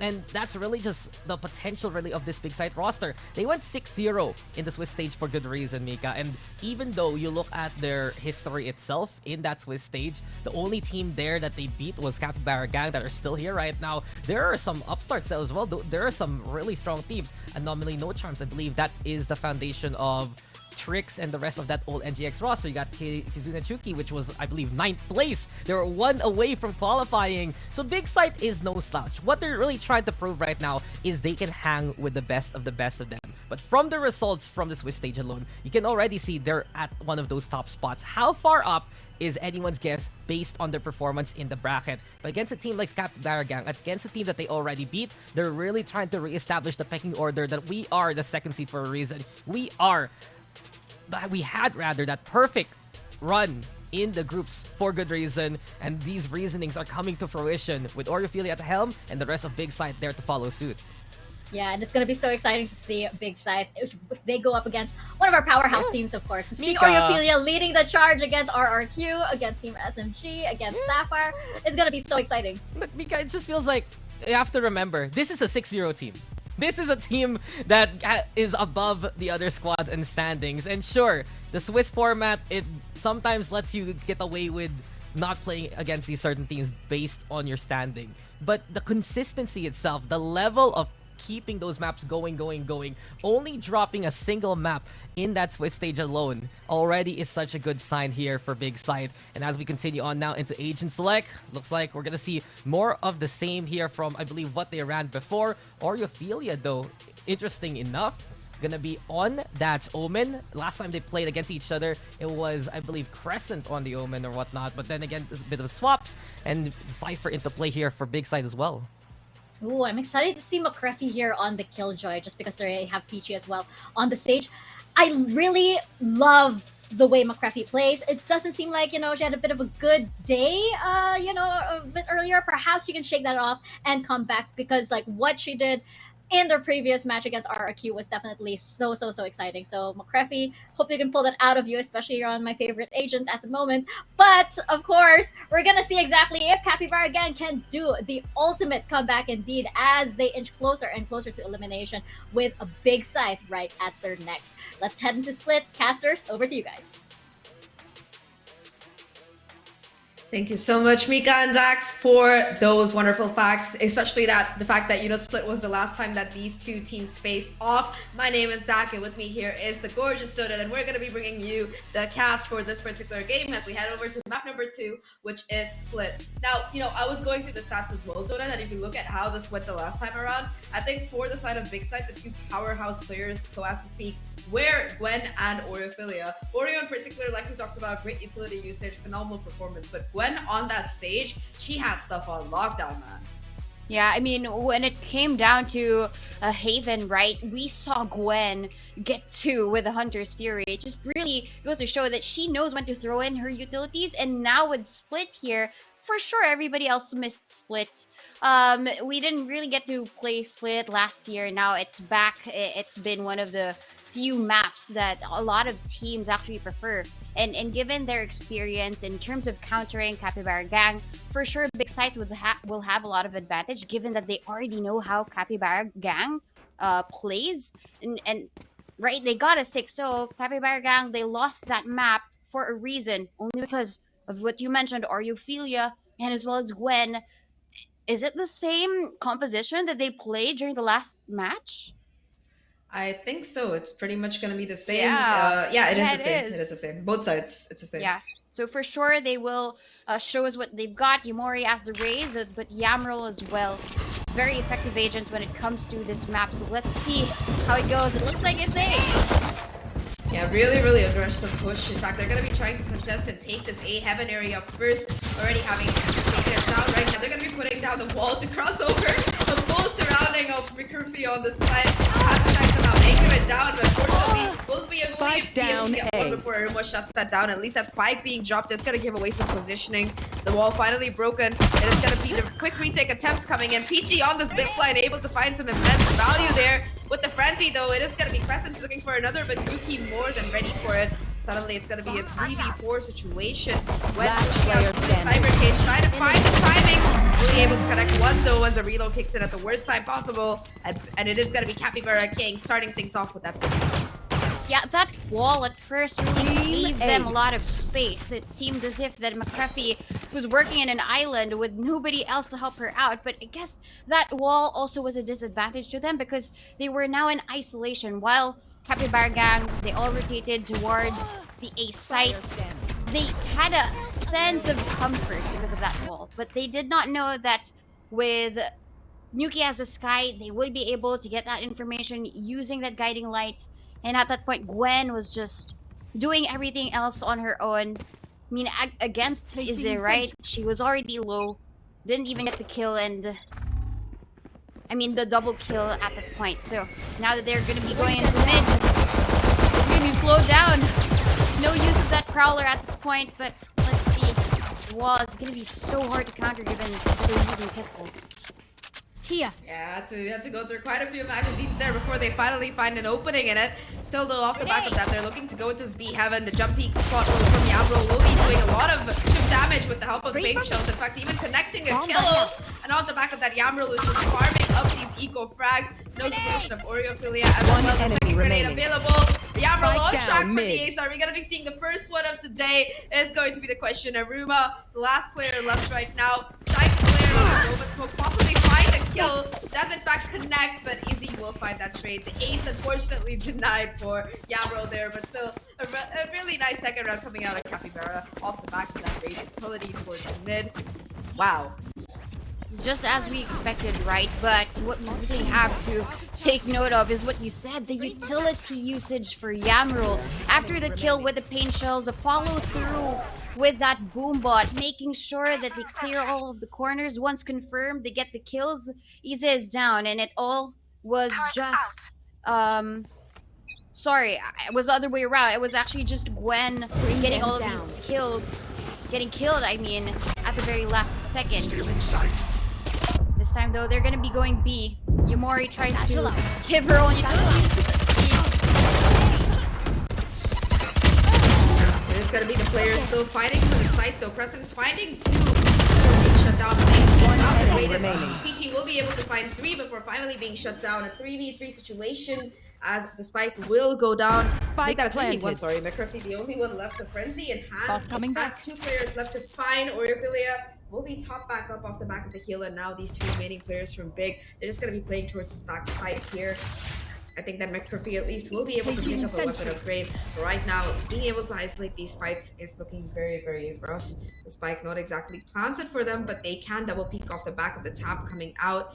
Capybara, McCurfy trying to make this shot work. Will be swinging that corner, but the battalion is ready, and the firing squad fires. It will be Big finding their first round, but Donut, it was so expensive. They lose 3 guns. Yeah, first they were able to take a hold of the site, but it got lost immediately.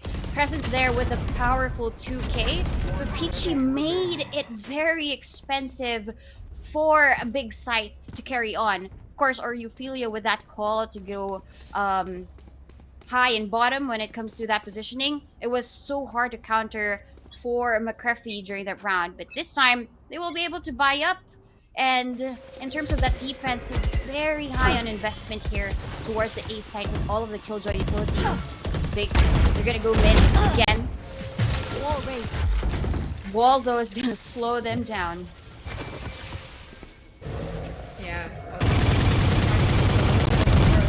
angle here. We'll be hearing it getting broken down, trying to go for the swing off the back of it, perhaps, though he considers as it is going to be Gwen watching that angle. In the meantime, Aruma taking a lot of damage towards this B main area. We'll stay alive, so at least they are going to be able to get healed back up. Still contesting this B heaven area where Peachy, watching across, finds that first kill. A beautiful shot coming out of her right now, and the numbers advantage is going to swing in the direction of Capybara gang. No rotation having materialized either. They're looking to go back towards this A side, but it's still going to be McCreefy watching for this cross, holding it down with the utility on site to make things worse. Gambrel is going to back up here. When going to put down the wall, it will be immediately broken, so it's not like it's going to be causing a huge deal of difference. At least the site is going to be free, as McCreefy will be playing for the retake here. Big should be able to get the 30 spike down, seconds left. but retake-wise, I think Spike advantage is planted. Yeah, I mean, Cappy has good positioning, but they're all clumped together. There is gonna, they are gonna be playing back, just not open plan. down. And Peachy here just moves to hug presence. The flash comes in. Zuma is gonna be ready for the kill. He does well with that, but Peachy responds. Player Retake standing. again for her, but McCraffy is still alive and kicking.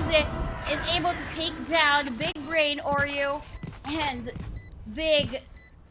You mentioned this, Capybara gang, they have all of the advantage, they play together, and with those retakes, it's very hard to contain. Big was so separated from each other. What I love about Capybara gang's retake is, even if they're playing together, they would know how to isolate. And Peachy here, really the MVP for that round, 2 rounds straight actually, always getting these multi-kills at the stage. We pointed out earlier on, Gwen was so great with all of the utilities, but we have to also give it to Peachy. Earlier on, she also played the Sova. This time, she has her ultimate online, and I'm looking forward to her getting most of these kills so that there are like triple resurrections in one round, in one game.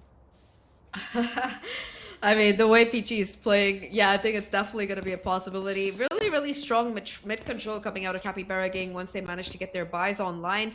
They were able to like just sort of ensure that every time Big tried to go for that mid push, they were punished time and time again, always getting the numbers advantage off the back of really, really good coordination coming out of Cappy G. And I think a major reason why that's possible is because McCreefy is just able to kind of anchor down that A side with her utility by herself. They're happy to play for a retake as long as they can go in with the numbers advantage. And I think it's working out great for them. Yeah, Capybara gang, you mentioned this, right? Mid control is their game. And Peachy here, with the timing of the wall, that's just going to carry a big side away. Well, not unless they do destroy it. 2 panels already broken. And I think they want to fight. Oh. Go get him. That is so unlucky there. Yamro finding the kill with up of those paint shows. Yamori not quite aware that of the positioning because of the Omen smoke and how it was positioned. It is going to be that flash once again, giving away some information. Izzy though getting a bit aggressive towards the side, looking for more. It's going to be this crossfire that's really trying to harm. Izzy though in the corner will be able to have that crossfire like we talked about, and Peachy and Izzy between them. That's going to be the meat grinder. They're churning out corpses for the side of Capybara gang. 4-1. The thing is though, this is split defense, so it's good that they're taking so much of the lead. Yeah, this is great for them, right? With all of the utilities placed towards mid, and even Peachy giving all of that control for Yamril in mid. Peachy just immediately rotated towards the B site, and together with Izzy, it was just the cavalry against Big Scythe. So this time, though, they really have to counter that. Now that ultimates are online from the shadows and even the neural theft, how will they use it? They are going to be taking 3 people towards the A. He's nowhere near them. Probably it's all just going to be a ruse. Presence is able to find that kill, and this judge, this positioning from Yamril is looking to be, there's a question of timing here! Falls off at the worst time possible, and Yamori will convert the kill off the back of that. Number advantage still in the hands of Big here, significantly I would say, considering that they are 2 players up right now through that cyber cage. Nuki being able to take a bit of a more advanced positioning, looking for these kills, but with that resurrection online for Peachy, I think that if they can get their raise back up, that might be the difference maker in this particular round. However, it is going to be the forcing Cypher down here.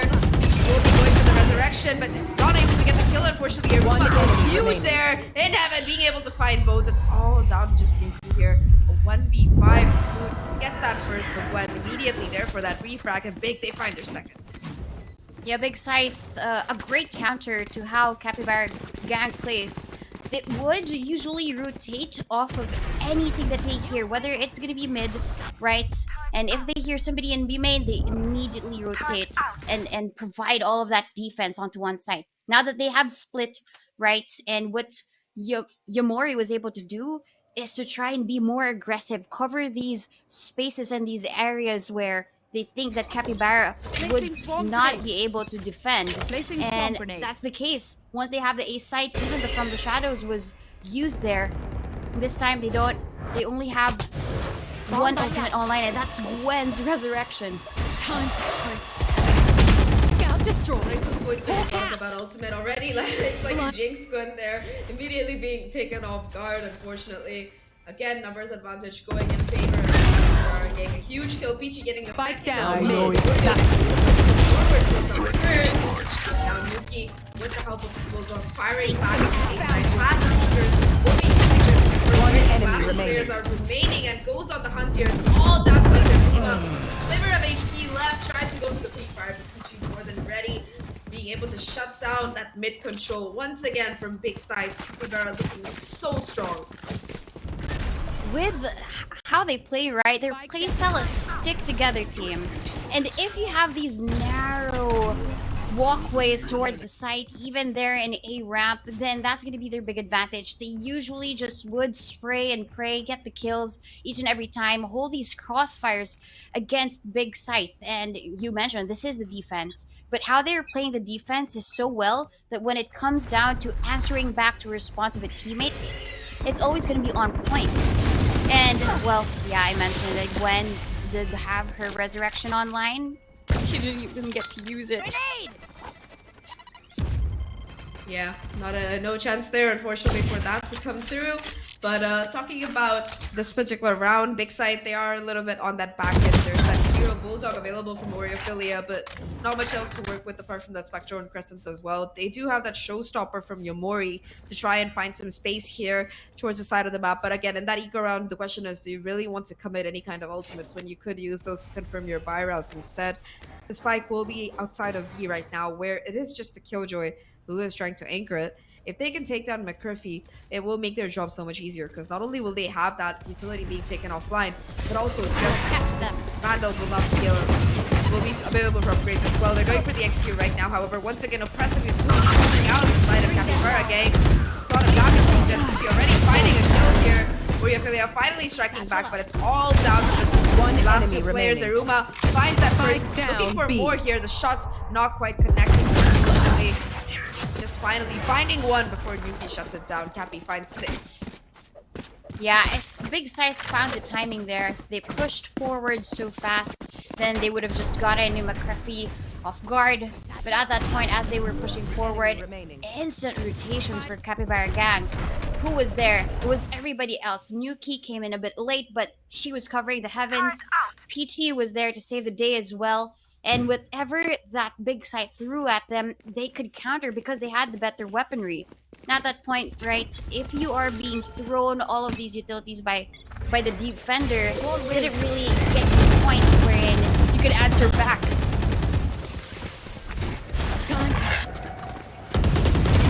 It's gonna be quick information found towards this B main area. Resurrection, like you mentioned, might be a possibility here for both these teams, but right now at least Peachy once again only one away. Right now the Showstopper from Yomori heading in to try and find some early information. However, they're not even gonna flinch. Capybara getting hold strong, like you mentioned, playing in groups, being able to hold that crossfire down and get that kill, confirm it. Aruma will be on that lurk in the meantime, looking for some more value on this A site. It's just going to be the Killjoy though. McCurfy spawning out Aruma's position, and now off the back of that, Aruma will be trying to back away here. Yamro looking for a little bit of aggression, spots the shoulder of Wario, not quite able to connect the shot, and now it's gonna be a rotation coming out of Big Side here. That's gonna go towards this A area of the map. The alarm bot is gonna be broken, and now Heaven Control has been taken. Still though, the turret as well as the remaining Killjoy utility is gonna try to anchor the site here, and I don't know how much more that this team can do. Yeah, not much. It's 30 gonna be seconds left. free plant here. But the smokes have dissipated already. The lockdown is Spike also planted. available for McCreffy. So this is gonna be the big play utility for them. Unless they are gonna push forward, destroy the lockdown, and Ophelia goes big with One Yuki. enemy remaining. Aruma is so ready for that. Even with that resurrection, it's gonna be 1v4. PG does have a res of her own. All she has to do is try to find an additional kill here. Spots the first 1v1, not quite able to get the shot though. And now it is going to be Gwen on the hunt, looking for that final kill. Will confirm it. Despite being a player down, despite the lockdown being in play, Big, they take the round here after the back of that very inspired CT push, I would say. Really phenomenal performance coming out of it in that round. Yeah, it was a big recovery, right? There was at least a disadvantage when in fact Yamori pushed forward. She got killed, didn't even get a kill with the ultimate, but that fast recovery, and I guess the big brain plays for Ophelia to call it out. Let's go A, let's take up heaven, let's get space from them, and then when we're ready, we can actually push out. And the lockdown didn't even, I mentioned it could be a big play for them. It wasn't at all. Big had it covered. Yeah, Big definitely looking for some big plays here. Like you mentioned, they had that area more than covered, but in this round right now, they didn't invest that Night Resurrection, but they still do have some other ultimates that might come into play, in particular that from the shadows, in case that spike gets dropped in a really pesky area or something. Once again, the economy for Cappy gang this time looking a little bit awkward though. Yambrel with the judge, trying to play in the smoke. It's gonna come down to timing here, and Yambrel finds that first, still managing to stay alive as well to boot. Once again, the smoke coming in. Yambrel looking for a second, and in the meantime, McCreffy, they managed to push outside. Yuki for the backup as well. And now it's all down to just Lurk, Aruma, and a 1v5. Spike not in their control. Not much to work with. Neuralsoft one away from being online, though. I don't know if we're going to be seeing it. Positioning being held as well for the players. It's going to be the firing squad, but they're not ready. It's all down to just the Cypher and Yuki. Well, at least Yuki's ready on that off angle. Cappy finds 7 and Big's by. Don't sit down. We're not done yet. I mean, Aruma, I loved how she looked. No pressure at all, right? But at that point, if you're gonna go against 5, you really have to have that confidence to take on all of those. But at that point, right, Yuki played a really great off angle here. Thinks that the spike might be, at least the players are playing back when it comes to the defending of that spike. But Big, they're gonna go for a timeout here. They have been losing a couple of rounds wherein they just weren't as decisive enough when it came to the round. They would push forward, one would get killed, but then at the same time, all of the utilities being thrown at them. And I guess one of the piece of utilities that Capybara gang gives a lot of sense would be the blinds of Yuki and Izzy as well. Because with how much Yuki gives in terms of information, that's also the disadvantage of Big Scythe. Yes, Aruma does have the camera, but she's playing a bit back, or when she's playing a bit back when it comes to the use of her cameras.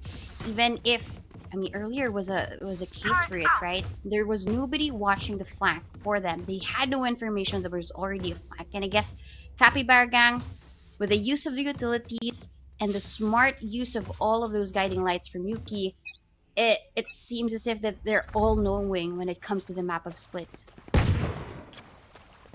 Yeah. Go get it. I really like watching this particular map. I've kind of missed casting it as well. Like, I think our panelist mentioned, I wasn't there for a couple of months, most of last year, for the record. Right now, though, it is going to be coming back into style. Those little changes that have been made, especially, you know, to make things easier for the attackers, it seems to not have had as much effect as attackers in particular would like. Once again, a bit of a broken buy coming out of the side of Big. They are looking for mid control. Once again, Aruma getting all the space for free onto A ramps, because it seems like Capybara gang, they really don't want to contest it. They rather just try to go in for a little bit of sight holds. The crossfire between Yuki as well as being really a lot to tank with. Yuki though, can be caught a little bit off guard. The armor will be taken down. Spike down Yuki, in fact, A. towards heaven here, able to find 2. I'm sorry I said caught off guard, Yuki. Please forgive me, One because you're still going to enemy be able to remaining. go ham Yammerl is still with the other two, and now it's all down to Yamori. A 1v3 after that beautiful headshot onto the Omen. The spike gonna be dropped in a heaven though. Yammerl and McCurdy both gonna be lying in wait on top of it 30 right seconds now. left. I don't know if there's a gun that Yammerl can really pick up either. The vent snow is gonna be made as well to do, and a lot of utility just being spammed at Yamori right now. Not much damage being done at the end of the day. As I say it though, the satchel strikes unfortunately, and now it's all down to Yamori.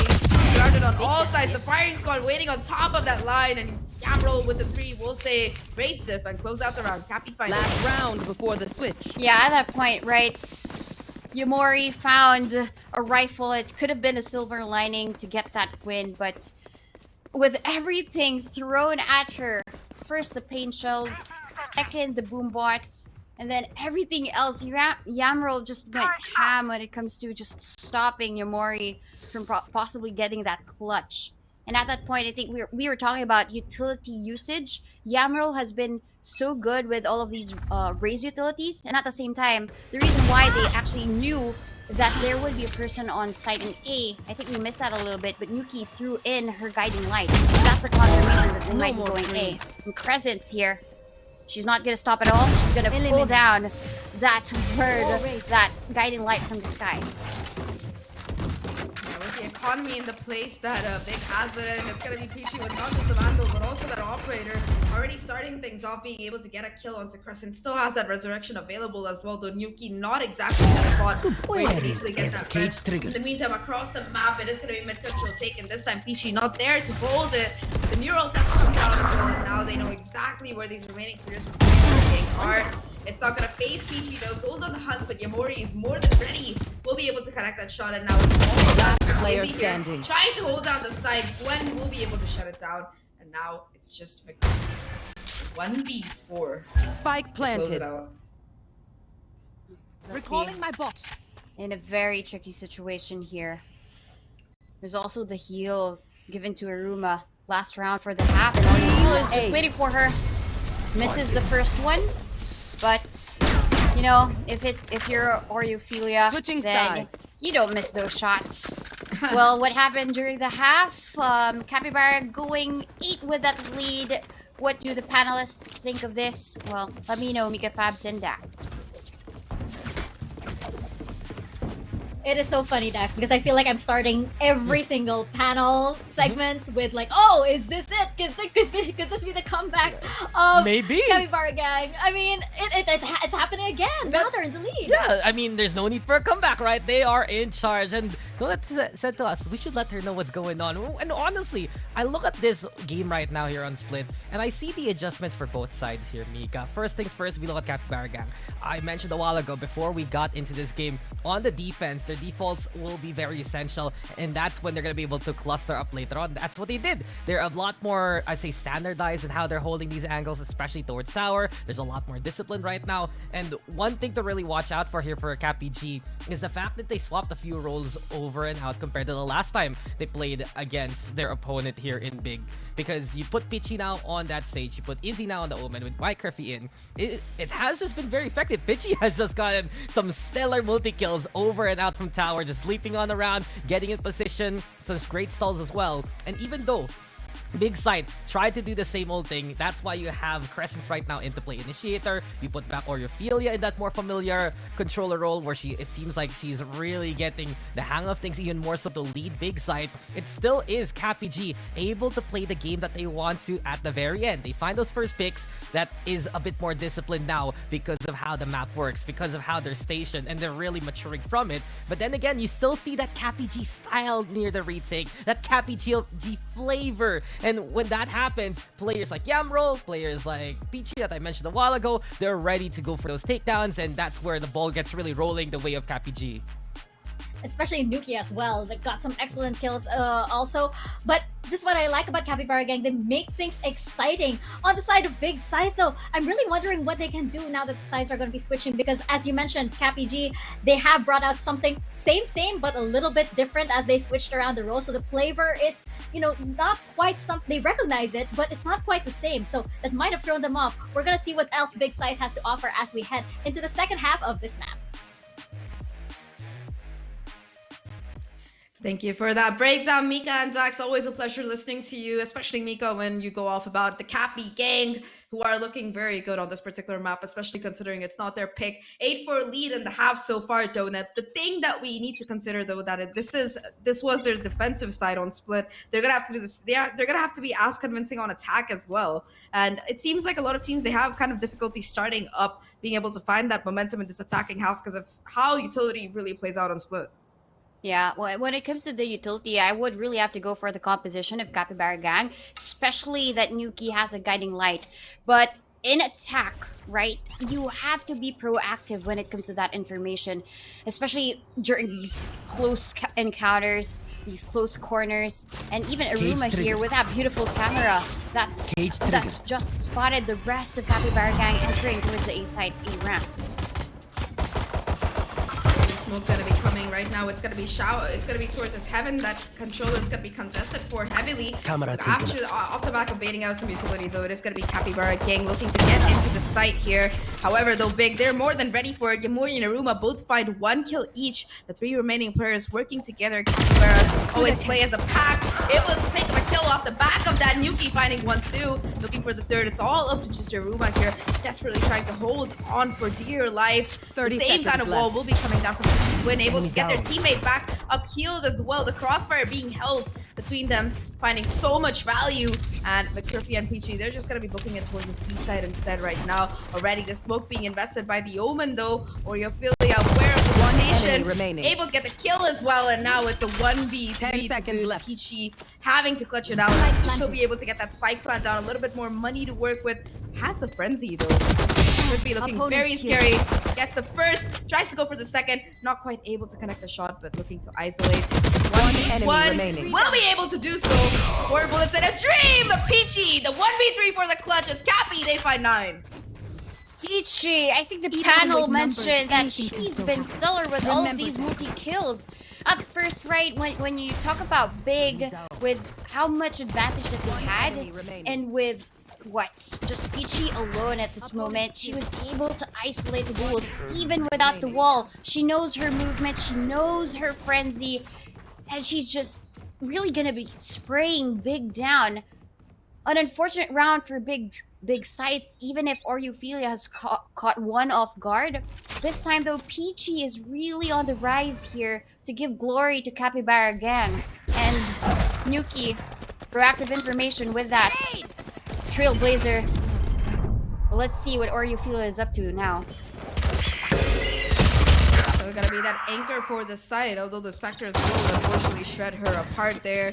It is going to be the flank coming in. 3 players, I believe, on the hunt. All 4 backside here. But it's going to be Yuki and McCriffy, the duo, kind of shutting it down. And a flawless round coming in for the side of Cappy, getting to double digits here. And now, Donut, the pressure is going to be on because this is going to be that last round where, you know, there's a chance for Big to be able to close it out. They have the weapons advantage heading into this particular one, but this is where they have to start making their comeback.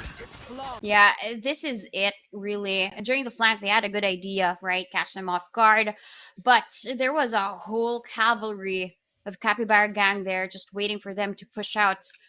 And the sprays, right? Even if it wasn't a force buy for Capybara Gang, Big, they weren't able to steal and take away those Spectres. Even shred them to pieces during that round. This time, come back. Is it going to be strong for Big Scythe during this defense? Oh, that paranoia kicks in. However, the Yamroll able to get away from too much damage there with the help of the It does seem like Gwen, as well as Presence, they look to get aggressive, but immediately fall. Those 2 rifles going to be picked up by the side of the Capybara Gang as they look to go towards AS as well. Yuki with the Vandal is someone that you don't want to mess with, and that's exactly why Yamori being shut down, not quite ready for that angle being out.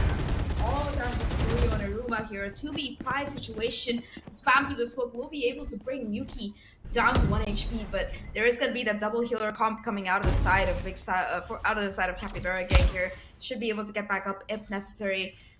Again, for the side of Big Scythe, remember this is their full buy. They don't have the economy to work with. It might be better for them to just try to get some exits and hold on to these rifles in this particular round. At this point, Cappy's just messing with them. Yeah, they have full control of the A site. They're playing with their food. Probably a little bit of complacency for Big here. They thought that even if they had the stronger weapons, they would be able to take down Capybara Gang. But as mentioned, if they stick together, they're stronger as a team.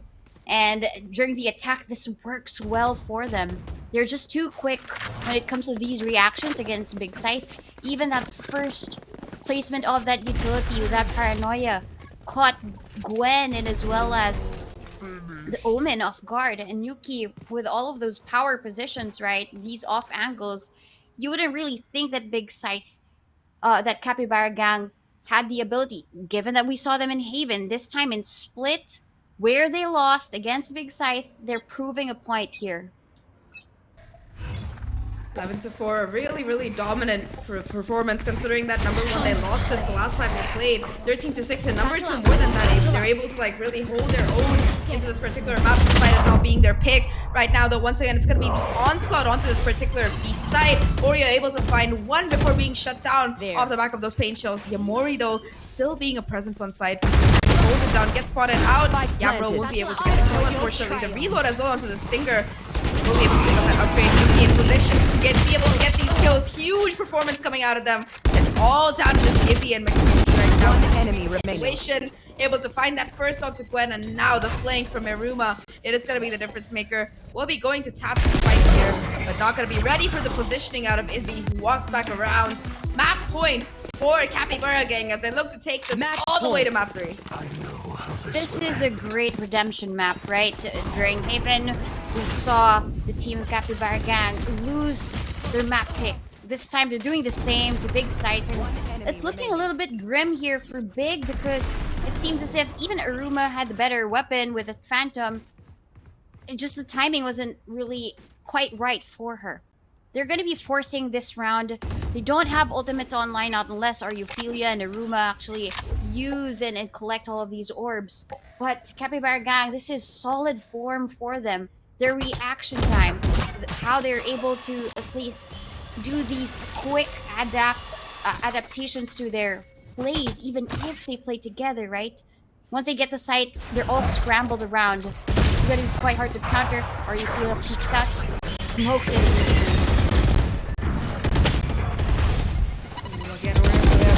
Love that from the shadow step, being able to just find that kill, immediately TPing away once again, getting back to safety.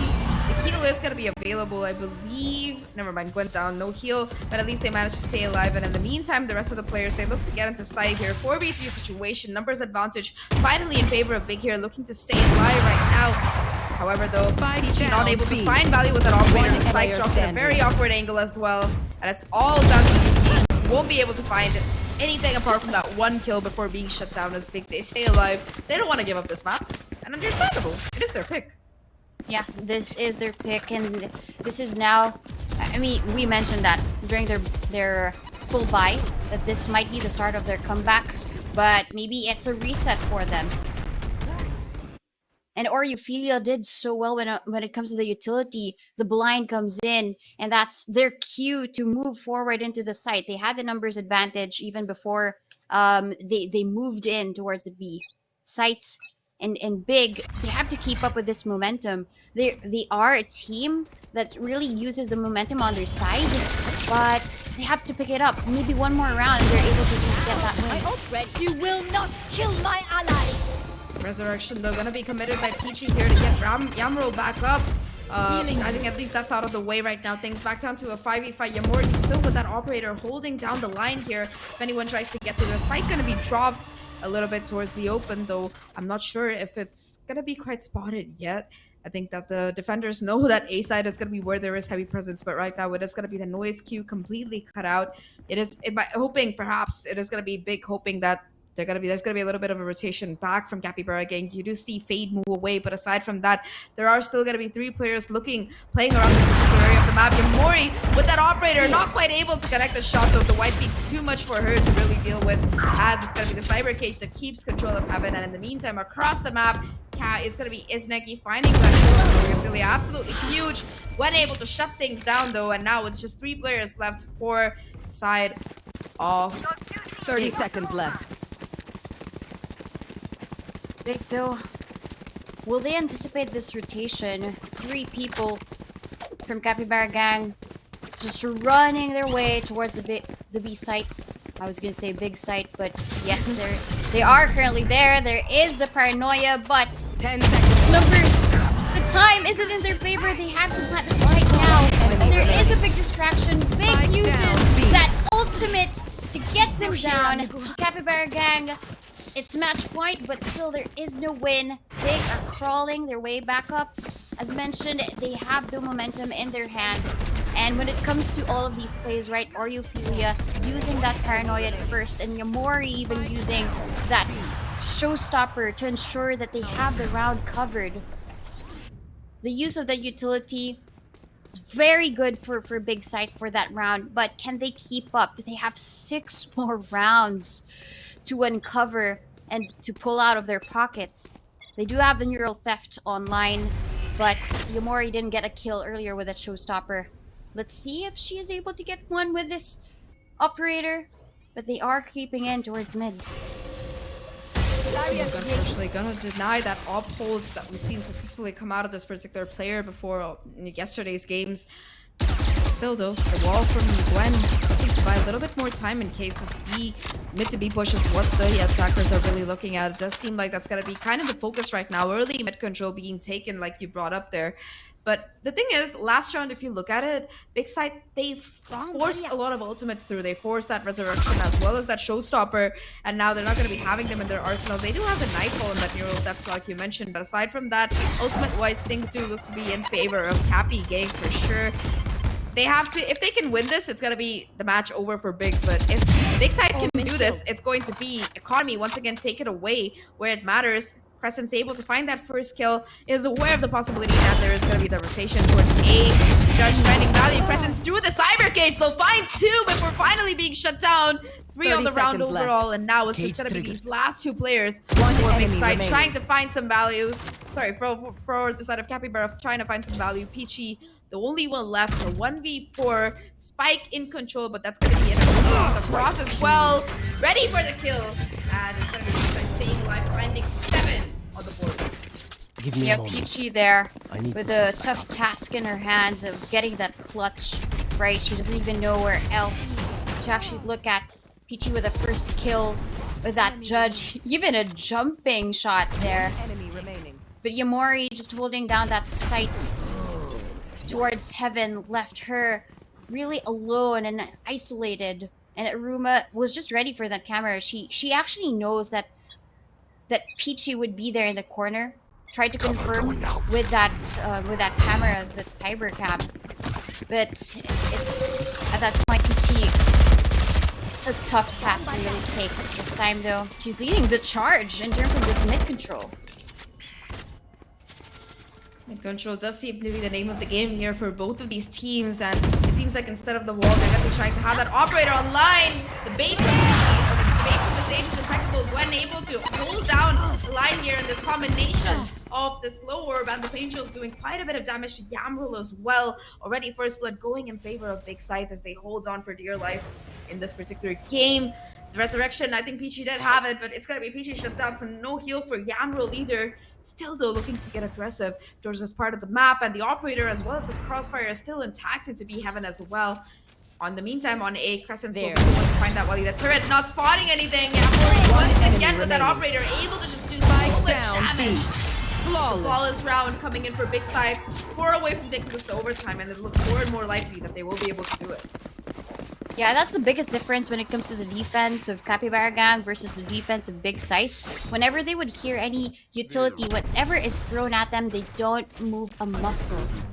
They're just sitting here solid, and Gwen and even Crescent's there, playing off ramp, just getting the kills. And when they don't move a muscle, right, they hold down the sights, they know that they have the advantage. Use of utility is important for them to take a hold of any of the sites, and that gives them the information that they're going to be walking in. But at that point, there's no rotations for Big Scythe for any of the movements of Capybara Gang. And earlier on, we said, okay, the gap to close is 6. This time it's inching closer and closer. It's just gonna be 4 now, and Capybara Gang, they're discussing how do we close this map. And they have a lot now. They have the complete utility, they have the complete arsenal. It's just a matter of using all of these ultimates, the showstopper, the lockdown. How do we maximize that to get the win? I think that timeout will definitely help answer those questions. Though if you look at Big Sight, they have some of their own as well. That Neural Theft and Nightfall, like we talked about. And I think the biggest piece that's going to come into play here, Donut, is going to be that mid control, like we mentioned several times. Right now, with the help of that operator, as well as those slows and utility from Gwen, Yamori and Gwen are just able to kind of lock it down towards this part of the map. Right now, though, the operator is going to be changing positions towards B main instead. Nobody, though, really going to be pushing up. There is that turret to watch for some aggression from the side of Cappy Gang, but aside from that, not much else. An early smoke being committed towards this mid area might be a little bit of a hassle for Cappy Gang to really get through. They seem relatively unfazed, though, happy to just push up, take whatever control they can. This double player, these two players towards the side of B have still holding on the wall as well to make things just a little bit more rough. And after being very, very quiet so far, I have to mention, they've just managed to walk down towards vents instead. Presence not quite spotted out by that dog, but the showstopper instead will be used. Aruba on the camera, caught in the open, will be taken down. Gwen, though, able to find that frag. Right now, still gonna be players towards this heaven side. Gwen desperately fighting to stay alive as the spike will go down. 4v4 retake on the cards. Yeah, it could be anybody's game. It could be a win for Capybara. It could be a great retake for Big. The presence here is not moving muscle as well. Uses her Nightfall to try and displace and figure out where they currently are. But ooh, catches Yumori off guard. Now the lockdown is in place as well. Let's see who will win it. Oh, Gwendo still sticking the spike here. Halfway done, but the lockdown is on the cards. Like you mentioned, it's all down to just Oreophilia. 1v2 to close things out here, but there does seem to be no time, no place, no lives to work with. All Ori has to do is be able to get it half up, but the clock is out, and it's going to be Izzy shutting it down here for the side of Cappy Gang as they take map 2. Split 13-8. A really strong first half, and of course on defense, on attack, they look just a little bit shaky, but at the end of it, they managed to close it out, and we're going all the way for the first series of the day. Yeah, well, we mentioned a lot about Capybara Gang really playing solid when it comes to the defense, but that lead was what won them this whole map. An 8-4 when we closed it out, and when it came down to a little bit of mistakes during their attack rounds, right? There were 3 straight rounds received there by the team of Big Scythe, but they were unfazed at all. That timeout was very good for them, and when it comes down to Capybara Gang, just really pulling a little bit back, ensuring that they don't get a hold of the utility, and the final lockdown as well just really won them that map. Well, I guess that was a great showing. They managed to steal that map away from Big Scythe. Let's see what the panelists have to say. I want to hear their breakdown. This is it, the Capybara comeback. Cappy once G! again. They're still here, Mika, and I'm They honestly are still impressed. alive and kicking, and we are going to a map 3. But I just have to say, there were so many rounds that on paper should have gone to Big Scythe. There was, for example, like Iruma was able to get so much information, and usually the numbers would go in the way of Big Scythe. Yet Capybara Gang, they just have this X factor. They just have this unpredictability that sometimes it's like Peachy will pull out a clutch play. How can you anticipate that? You can't. Well, besides the X Factor, I think Donut really mentioned it so well by the tail end. Capybara Gang, they had that lead. It wasn't just 8-4. It was 12-4. It was only one more round there on the second half that they needed to get, and that they did there by the tail end. As soon as they got that spike down, that has been the one condition they've been looking for all throughout that 4-round streak by Big Sight, basically. They were able to play that post plant, able to play the trades that they want, and you mentioned it, Pitchy, just an incredible play all throughout the game. We saw it also against Araki Kaguya. There's some moments where it's a really Peachy heating on up. Here for Capybara Gang, someone steps up, and then the rest do follow suit. I do like the fact that Nuki was always there for this. Yamro was always there to make that space happen. And Cap PG all throughout, especially at the start of that second half. They rely so much on that momentum. We still remember how Pichi was able to clutch out that pistol round to begin that streak for CapyG. And while Big Scythe, they did an admirable job when they got back with their footing. When they were able to play the defense not the way they wanted. You could see stability. You could see how they were so stationed behind the engagements, basically. It still was the problem of a looming threat of just being one round away from losing out the map because of the streaky nature that was used by CapyG early on. Yeah, it's just that pressure, right? It's like you know that the moment you make a mistake, the map could potentially go the other way, and that's exactly what happened. That last round, by the way, was so close, and you could really feel the leadership of Oreo coming through. There's so many team plays that were done for that comeback. And other than Oreo, I just have to point out Iruma really impressed me. She got so much value, so much info for her team, and it's just such good use of skills, not just for herself, but to enable her team, even if it's just cage, like add extra cover for Crescents or enabling her to get that 3K as we saw in one round. Yeah, I think for Iruma, she does basically idealize what Big Scythe wanted to do on that defense. The fact that you always have that looming threat around you that can set up a labyrinth as you move towards the site itself, it's just very effective. And when they rotate around, there's still someone else. And those kind of stations were very efficient for Big Scythe when they got the rounds going. But you look back at the highlights and you look at how CapyG played it out on the first half especially. One thing to always watch out for is when CapyG is able to call the group up and the separation. Separation at the start, group up near the tail end, and when they feel that momentum from all that grouping up, when they feel that they are just hitting those kind of shots, the confidence is there. That's the one thing we've always been saying about this CapyG squadron. When they're confident, they are sharp, they are ready, and they're here to fight for another map.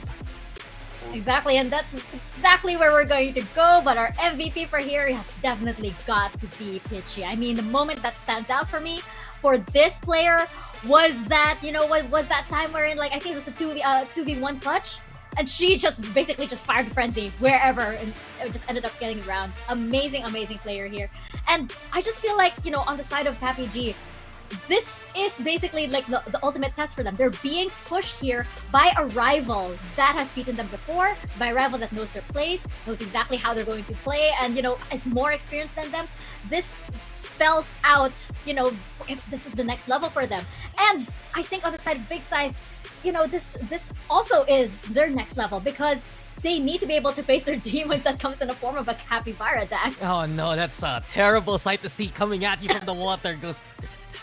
I don't know what sound they make. They both meow and bark and whatnot. But honestly, the only sound CapyG needs to hear is the win. And exactly that. Those adjustments specifically against Big Scythe and how they're moving around the rotations. Understanding what Big Scythe is trying to do in these kind of rounds. And of course, a little bit of momentum can never really hurt. But guys, this has already been an incredible series so far. I do believe we have one more map to go here in the lower bracket. We'll be taking a bit of a break, and when we return, it's still CapyG versus Big Scythe. We'll see you guys then.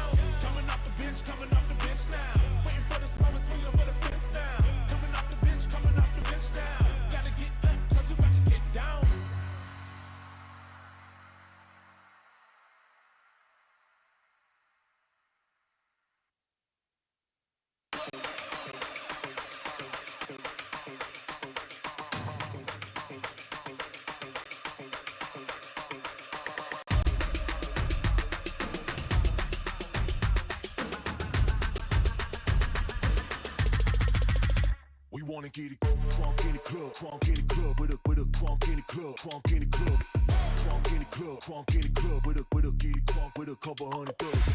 Crunk in the club, crunk in the club, with a crunk in the club, crunk in the club, crunk in the club, crunk in the club, with a get it crunk with a couple hundred thugs. Everybody round, everybody round, everybody round, everybody round here.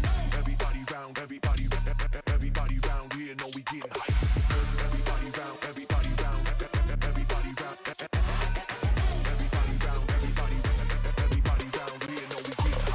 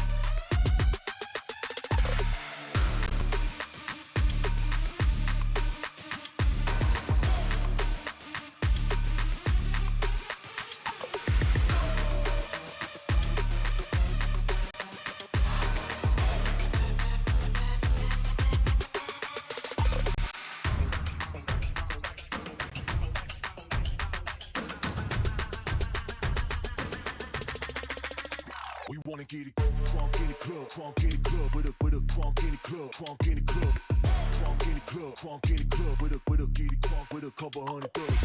Crunk in the club, crunk in the club, with a crunk in the club, crunk in the club, crunk in the club, crunk in the club, with a get it crunk with a couple hundred thugs. Everybody round, everybody round, everybody round, everybody round here. Everybody round, everybody round here. Know we getting hype. Everybody round, everybody round, everybody round, everybody round, everybody round here. Know we getting hype.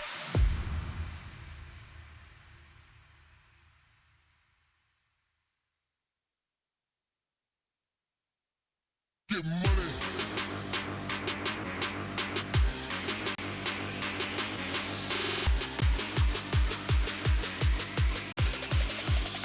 Let's get the Get money.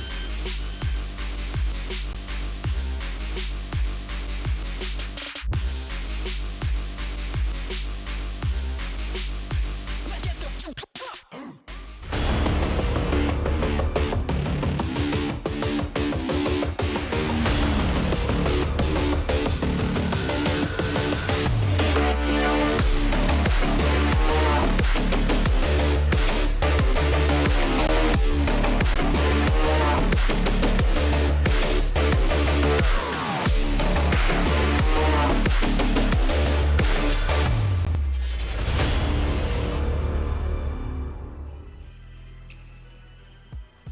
Welcome back to VCT Game Changers, APAC, Mika Fabs, and Dax once again on the panel. Sans Yui, I'm a bit sad about that, but not too sad that we are heading into a map number 3 for our first match of the day. It's gonna be do or die for Big Scythe and the Capybara gang, Dax, as the score is 1-1 in this best of 3. Nope. Yui woke up, Capybara gang woke up, and whatever sound the Capybara makes, I know you did the research in between the break here, Mika. No, I know you did. You have experience doing Capybara sounds on broadcast already. You know when threatened, they sound like they bark like dogs instead, apparently. But Really? yeah, so from a thrill to a chill, but we move now into Ascent for our decider. And interesting enough, both teams actually losing out the last time they played this map, so they're happy to let Ascent through. They're both comfortable to play it, but both Capybara Gang as well as Big Scythe have lost 8-13 to their opponents, RQ Kagaya as well as Orangutan XX respectively. So right now, this is a map that we've seen for both sides that there are elements that succeed. I look at Big Side, how they played against Orangutan X yesterday. It was more of how they execute on the attacking side. And really, Big Side as a whole, this team is so strong on the attack. I worry about their defense. On the other hand, for Cappy G, it's the same old what we've talked about yesterday, especially Mika. It's just the predictability of how they play, and compared to Split, where it's a bit more, I'd say, safe to do what they usually do. Here on Ascent, avenues opened up towards mid, especially. Yeah, then this is where Cappy G, they made their last stands against RRQ, right?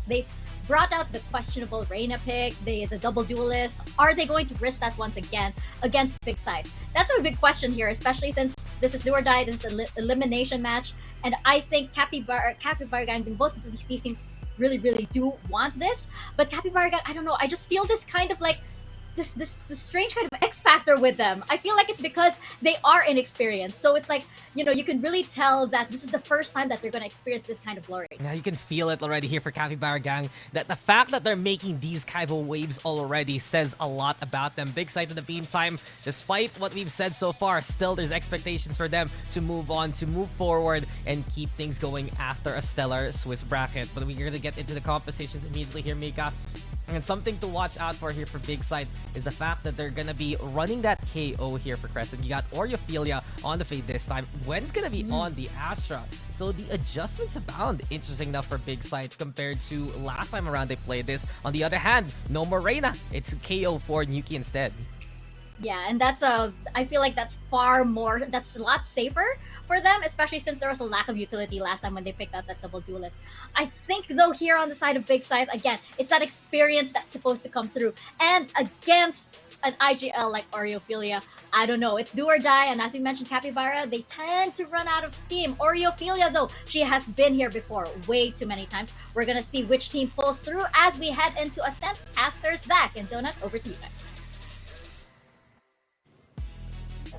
Thank you so much there for that breakdown, panelists, before we head into this game. Right now, though, one fun fact that I like to mention here, Donut, is that yesterday, both of these teams, they lost 8-13 on this very map. Now, it is going to come out which team, you know, despite their loss yesterday, is going to be able to bounce back. And personally, that's what I'm really excited about heading into this particular series. But what about you? Yeah, I mean, Big Scythe, when it comes down to the game against Orangutan, they had these strings of hope when it comes to that comeback, right? I think they could be similar to Capybara Gang when it comes to the comeback potential. But when it comes to the use of the utilities in Ascent, I guess I would have to go with, a little bit in favor of Big Scythe, especially now that Oreophilia is going to be the Fade versus, of course, Nuki's KO pick. And Peachy as a Sova. This is going to be a huge difference now coming into Ascent. And with how they played Split earlier on, we said, okay, mid control is something that they want to achieve. And with Nuki's pick as the KO, I think they are able to do that. These flashes towards mid can catch Big Scythe off guard. But Oreophilia with this Fade, I believe that her haunts and her prowlers will just be on point. Yeah, I think in this particular matchup, if I had to give an award to any particular player as the best utility user, it's probably gonna have to be Oreophilia, no matter what agent she's on. Right now, though, like you mentioned, it's gonna be a pretty quick mid-control take-in, sort of split towards this A side.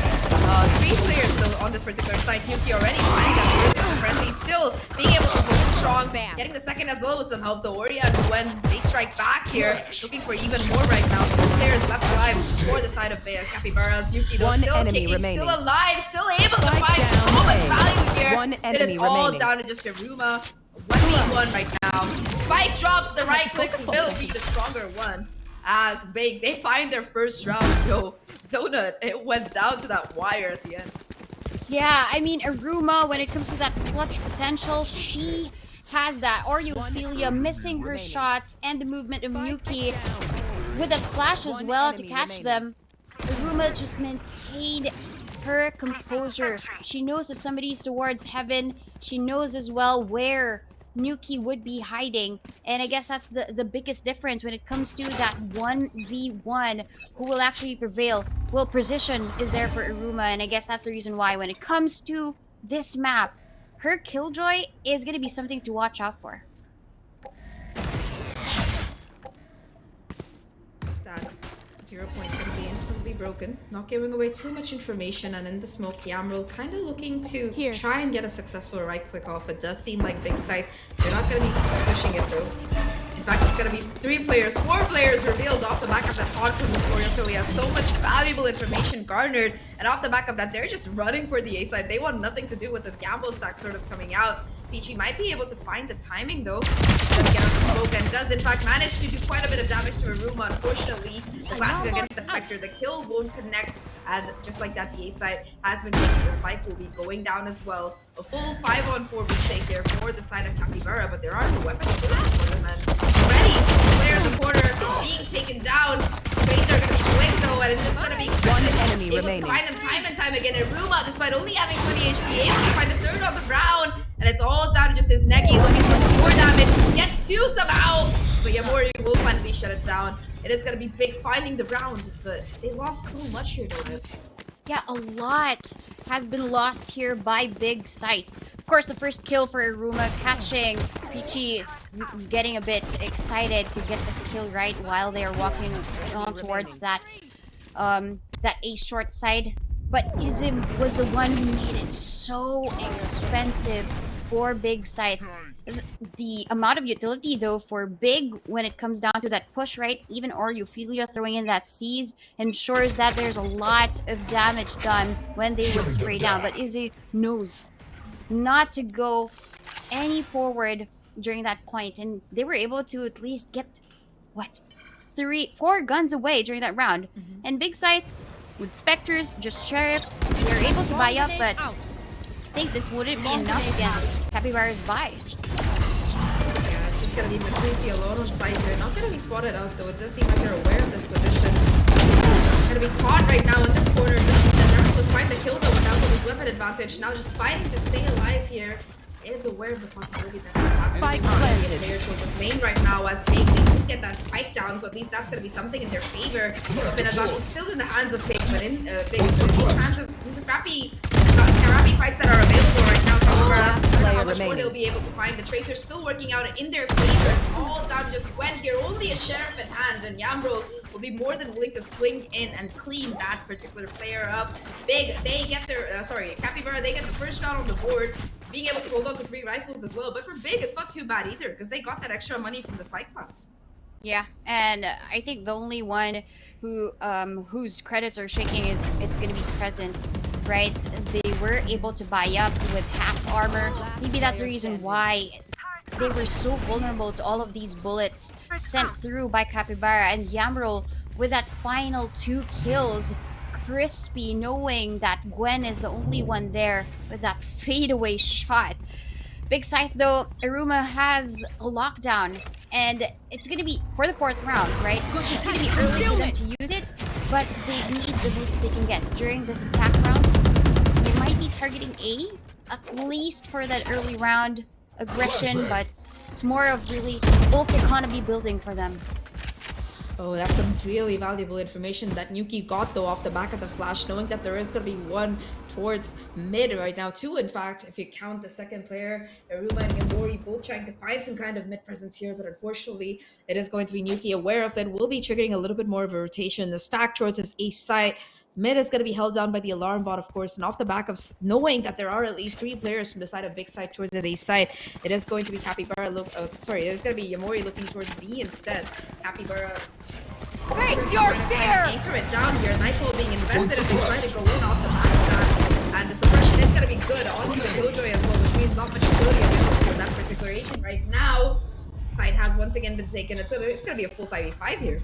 Spike Yeah, planted. 5v5 with 2 people just waiting here You should run. within B main. There will be a smoke. The Killjoy is invested as well. They want this round so bad. And Crescent is just gonna catch Yamrol strolling towards B main.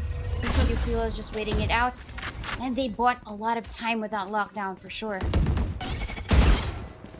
4 players still alive though. They have to make things happen really fast. They want to make it work out. 1 solo trade so far going in the favor of Cappy. In fact, right now 2v2.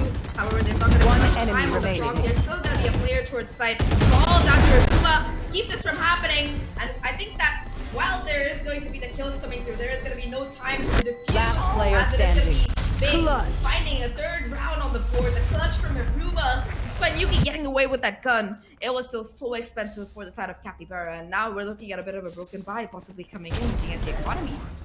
Yeah, it is broken for both of these teams, so I guess it's a reset when it comes to the economy, because if they do have this quasi buy, then it's going to be just not enough. It all boils down to how much utility they would have, I guess. There is a Bulldog, there is a Stinger by Yamori here for Big Scythe. And on the other side, though, I guess what will be the X factor for this round is Nuki's ultimate. And as well as the Cosmic Divide. They can play for the retake if they would want to, but with these Frenzies and Yamros, well, at least almost Blade Storm, now it's a Blade Storm, then I guess this is something that they can take advantage of. Dash comes in for Yamori, and with that Cosmic Divide, right, there's somebody waiting behind that wall. Yeah, like you mentioned, Cosmic Divide on both sides available. Early investment by these attackers to be able to take Scythe out. Off the back of that, they're just looking to go in for some stellar post plans. It seems like Capybara, despite being economically below, are still looking for a possible retake here. The suppression comes through, but still the shot's not quite able to connect so far for either side. When starting things off, finding that first Oriophilia, able to swing out and get that second to boot. The gun now unavailable for players from the side of Big Side. Finally being able to connect the throw down to the base from not able to get the second though, as Aruma holding down the fort from main. Once again, the clock has made its way down to the bottom. Big Side, all they have to do is prevent this diffuse from being touched, and Gwen with the 3K on the round will confirm it 4-1. But remember, they bought into this particular round, and again, it's gonna be a reset coming in for them. They lose all their players. They lose all their players, they lose all of their guns.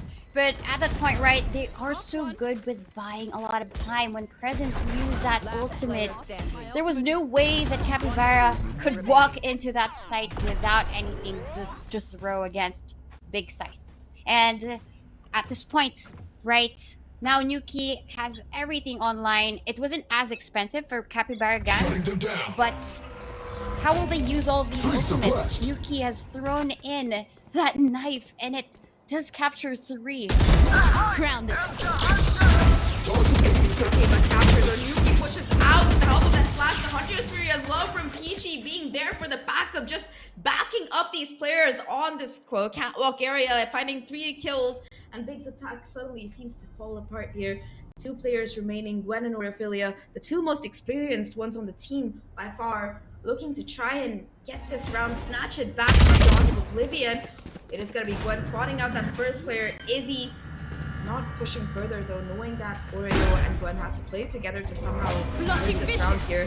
Gotta be some smokes put down in heaven to try and buy some more time to keep this retake from really happening. Recon not starting anything right now, and it's just gonna be utilities path left and right. First shot does materialize, but it's gonna be a 1-for-1 trade, and MicroT will just clean up whatever remains. Capybara, they get their second round on the board here. A lovely retake coming out of them, but that mid play, that was just perfection. Yeah, especially from Peachy, the way that she used her Hunter's Fury. The first connection of that utility was the information given to them. And then when they ran forward, right, a Hunter's Fury, with how it was placed, there was no escape. Them capturing that moment was what won them that round. And even during the retake, right, if you watch Generator, first there was a gravity well, you would want to pull away from it, and then behind you is a Nova Pulse. There is no escaping Capybara Gang's retakes. When they play together, they are gonna capture a lot of wind. And he there was just great use of her Hunter's Fury. Really crucial kills there, I would say, like you mentioned, off the back of that ultimate. Right now, though, the economy once again gonna be in a little bit of an awkward spot. In fact, Yamro is gonna roll here towards mid. Yuki finding one of their own. The ace denied. It's all down to Oriophilia. Not quite getting the timing though, as they see will swing out. That's gonna be a big, completely dismantled towards mid right now. It was a bit of an eco round for them. Only Frenzies and a couple of pistols to work with. On this full buy though, the only ultimate that they're really gonna be having in their favor is that Nightfall from Oriophilia. While Cappy and Gang, they still have 3 left. Love that you call them Cappy and Gang. They're all Cappy. Yeah, Cappy but gangs, no cap. Yeah, I mean, there are 2 Capybara teams, but if you call them a gang, right, they're always going to be together. Nuki as well with... Actually, we haven't seen Yuki use her ultimate. She's saving it for a round that matters the most. Probably this could be it, given that the Nightfall is available for Ophelia. Yamori here is just checking. They tried mid earlier, it didn't really work for them. So they're playing it slow. Oof. Oh, Iruma though able to connect that shot, taking down Yuki. There is a huge kill considering that's gonna be no more flashes and no more ultimate available right now for that particular player in this particular round. Yamori though is still looking to find some more damage towards B main possibly. Smokes are gonna be committed towards this A side by Oreo. However, it's more of a red herring here, a bit of a fake. Gwen trying to kind of sell it through, pushing through. This turret goes off. That's gonna be some information that has been taken, as you know, Gwen will be able to break it. In the meantime, the B execute is on in full measure. Peachy with the help of this Aries still able to find some value before being shut down. Towards the backside though, Izzy is unprotected, unchecked, will be able to try to seize, and off the back of that Oreo, more than aware of that possibility, will connect that kill. A 2v4 retake right now for the remaining players from Capybara gang. Because he does have that long however, they're gonna have to one enemy remaining. Positioning. And Morty will deny that, and Gwen finally on the alert will find that last kill. It's big. They reassert dominance as their buy kicks in. 5-3.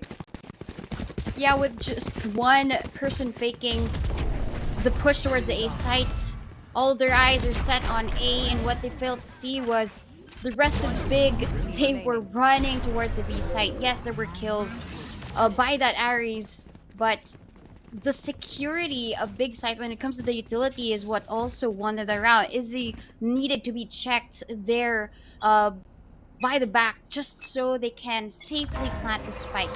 And at that point, right, Yamroll, when it comes to how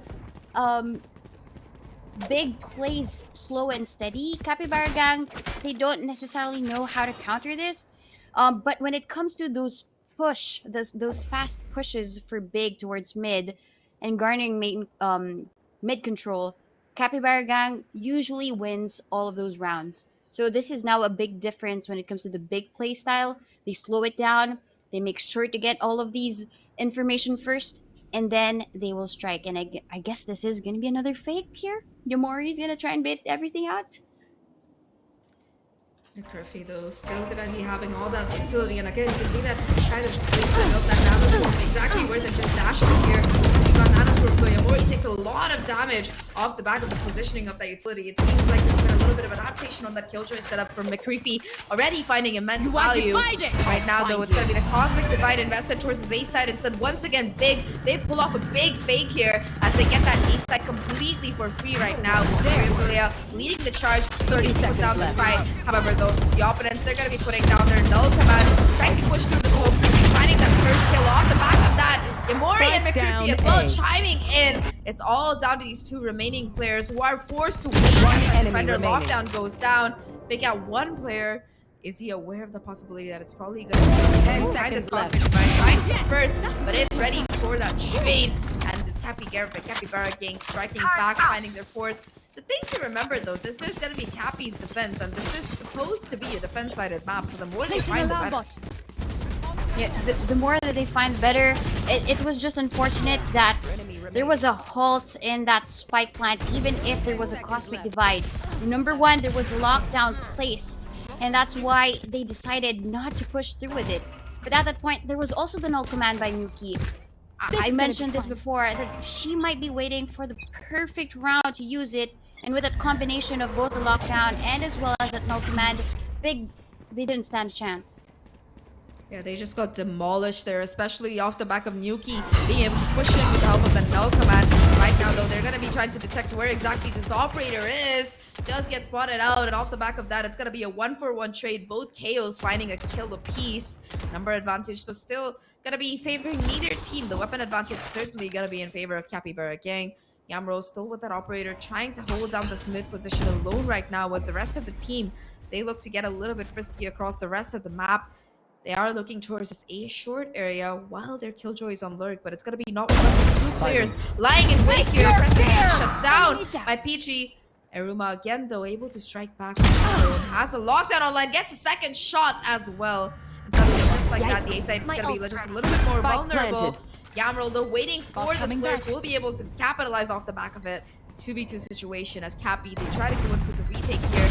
The Blaze Storm is going to be active as well for Yamro if they want to try and pop it. Both players positioned towards this A main area. Scythe has been quickly cleared. The Haunt not going to be finding any value as Yamro with an arsenal facility is being held back right now bit by bit. The Prowler connects and that's going to buy a couple more valuable seconds before they finally advance. However, though the shots are still good right now, Yamro doing as much as possible. It's all done in Storyophilia. Only a classic in hand connects the kill though, and now Yamro once again in a very untenable position. Enough time it seems like has been bought for that spike before it ticks down, and Yamro, the best they can hope for is to hold on to this operator as it is going to be big, converting the round. Storyophilia and the 1v2 hold strong for the team. When we talk about Oriophilia's utilities, yes, it's good for the kill, but it's also so good when it comes to buying time. The amount of utilities she threw at Yamro just to prevent her from dying, that's such a great way to survive that round. They didn't just survive, they won that round. First, the Haunt. Second would be 2 Prowlers. And then the Seas, just to confirm a little bit of vulnerability, and the time was spent for Capybara gang. They were able to save up this operator, but it wasn't enough to get the kill. The Blade Storm was spent as well. Now, it does seem like Capybara will aware of the responsibility coming in through the spam. It is going to be Yamori and Ash down here. The Odin and the Freeze coming in huge right now for the side of Capybara gang. They are able to find a couple of kills here with Yuki as well. The Odin finding some value. Apart from that, it is going to be isolated on Scythe here. Unfortunately, Spike down B. Last player remaining. Aruma and just Aruma 1v3 to clutch out, and unfortunately, it's going to be a Killjoy that's coming out of them. Capybara, they strike back. They were prepared for that in the lockdown play, and they just countered it so beautifully. Yeah, how my Cruffy was able to get away with that, right? Slipping through that smoke and pushing forward towards the stairs of B. They thought it was going to be a safe plant. Yes, the rest of the members of Big Scythe, they all died trying to enter, but it was also down to Oriophila to get that spike down. And because of McCreffy's just slipping through, ensuring that she defends her site, that's such a great way for them to win it. And even Yuki there sacrificing herself, just ensuring that she deals a lot of damage first through all of the bullets that she sent through. That gains her a lot of assist for that round. Cappy, though, they're going to be calling a timeout. They know that they want to finish the half off strong. Numerically, statistically, they have the advantages here when it comes down to weapon economy, still being able to hold on to that operator as well as that Odin in this particular one. One thing to consider, though, is looking at the ultimate economy, it does seem like things are a little bit stacked towards Big Side. They have that null command on Crescents, 2 away from the Blaze Storm for Yamori as well. However, for Cappy G, we might be seeing that Hunter's Fury coming online the way Peachy has been playing. Only 2 kills necessary on that particular front. And in this last round, if Cappy can end it at 6-6, they're going to be feeling much more happy about it than, of course, a 5-7. Because once that side swap happens, it's going to be a lot of pressure on them to try and get these executes really going in their favor. However, Yuki and Yamro, they proved yesterday that they were able to kind of find a lot of space and entry. With this, the question is, yesterday Yuki was on Reina. Today she's going to be on that Jet instead. That might be the difference right now.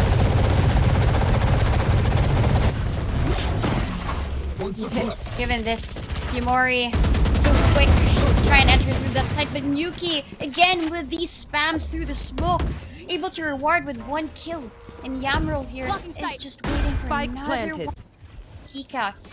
But given this big, they're going to be playing together. Given that they all have Spectres and a Slinger, Seize comes in as well to try and stop this push from happening. But Yamro, everybody's glowing. Presence is 1 down. And then there are more enemy trying to cover. Now it's just 1 left, and Peachy deals with Oriophila. Now it is going to be, as you mentioned, they're going to be happy about it, a 6-6. Yeah, really back and forth half here coming out of both of these teams, fighting tooth and nail for it. However, though, we're going to be having our lovely panelists jump in to break down the action that you've seen so far. So Mika and Dax, up to you. It doesn't seem like it's up to us because the series is neck and neck. I can't even tell where the momentum is right now, Dax, because both of these teams, you know, they've had they've had rounds where it's like, okay, that's pretty definitive, all right. But at the same time, there are rounds where it's like, How did that get away? How does it even happen? How is that the priority? But Tooth and Nail, I have to say, has been the way of the game. 6-6 scoreline here, Mika, because we've seen the strengths of both Capy as well as Big Scythe come to fruition. You look at the start of the game, Big Scythe, one of the strongest things that they were able to do on the map, like I said, is those executes, how they play towards main, how they play towards the side. It is just so streamlined that it effectively gives them so much space to work with. But then Capy, they realized, okay, middle is an opportunity for us. If we can find the duels early on there, we can actually control how Big Scythe is able to mobilize towards our objectives. And especially with the numbers advantage, that was an early sign for Capy in getting back into that game a while back.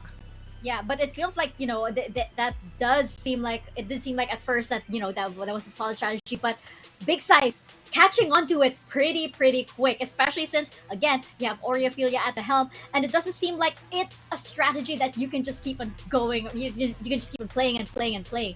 They have to be able to be quicker when it comes to switching up their gameplay and when it comes to switching up their playbook, because Big Scythe are onto them, and I can almost feel it as we go into this next half. Yeah, then you loop back to the other adjustments. After that, it seems like they were playing the lurks instead, pull away that attention, use the middle for that opportunity later on rather than being that main force, and rely on post-plant utility to get that win. And then finally, the loop continues, the cycle's there. The answer from Capy, they said, okay, if we can let them get on site, we can just swarm them around yet again and play the same old style. It's really just again and again, bit by bit, dominoes trying to stack one up between Capy as well as Big Scythe, and it's why this game is this close to begin with. Well, I still don't know which way is the series gonna go. I have honestly no idea, but I cannot wait to find out. Let's jump back into Ascent with Zach and Donut. Thank you so much for that breakdown, Mika and Dax. We're gonna be back into it right now. 6-6. It's a pretty close half. Donut, what do you think? Yeah, with how Capybara really likes playing mid, right? It really immobilizes the team of Big Scythe. But with how methodic they can be in this map, They're not that especially equal. during defense, I guess this is something that Capybara has to really look out for and really have to counter. If they peek out mid, they don't see anything else, then it might be, Big just trying to go for a big lurk. But at this point, they are going aggressive for information. They are trying to get a hold of A main. Yeah, looking for some real value here, I would say. Haunt not quite catching anything, so off the back of that, perhaps Big are looking to get just a little bit more, at least have control of that orb presence, kind of farming up that ultimate. If you look at the presence of these players, though, it's gonna be a pretty heavy stack towards A. They've left B alone just to kill Joy. Turret already spotting out a player. They're gonna know that the site is possibly looking empty right now. The 0 point narrowly dodged. That turret is still gonna be active. In fact, though, it's gonna be a bit of a fake here as the dash comes through, not quite materializing onto site, and they're looking to go back towards a short area of the map. The timing, not quite the greatest for the side of Big Scythe here. A lot of damage being taken by Umori as they are forced to fall back. No target. There'll be a full rotation though towards this particular area of the map, and it's all gonna come down to the Geo players to be able to hold down the fort here. Yuki going in for a reload at the worst time will be punished, but Yamro still connecting these shots right now. 1-for-1 trades coming in. 30 seconds They are left. on site. One enemy Anchor remaining. finding two despite being tagged up, and the movement of the sentry here coming out of them. Finally, Aruba swings in and gets that last kill, and Big, they find that pistol on defense. No, not even a plant's gonna be coming in for Capy. Yeah, no plant at all. Or Euphelio was just dancing around those boxes, ensuring that each time that she peeks, she gets one kill.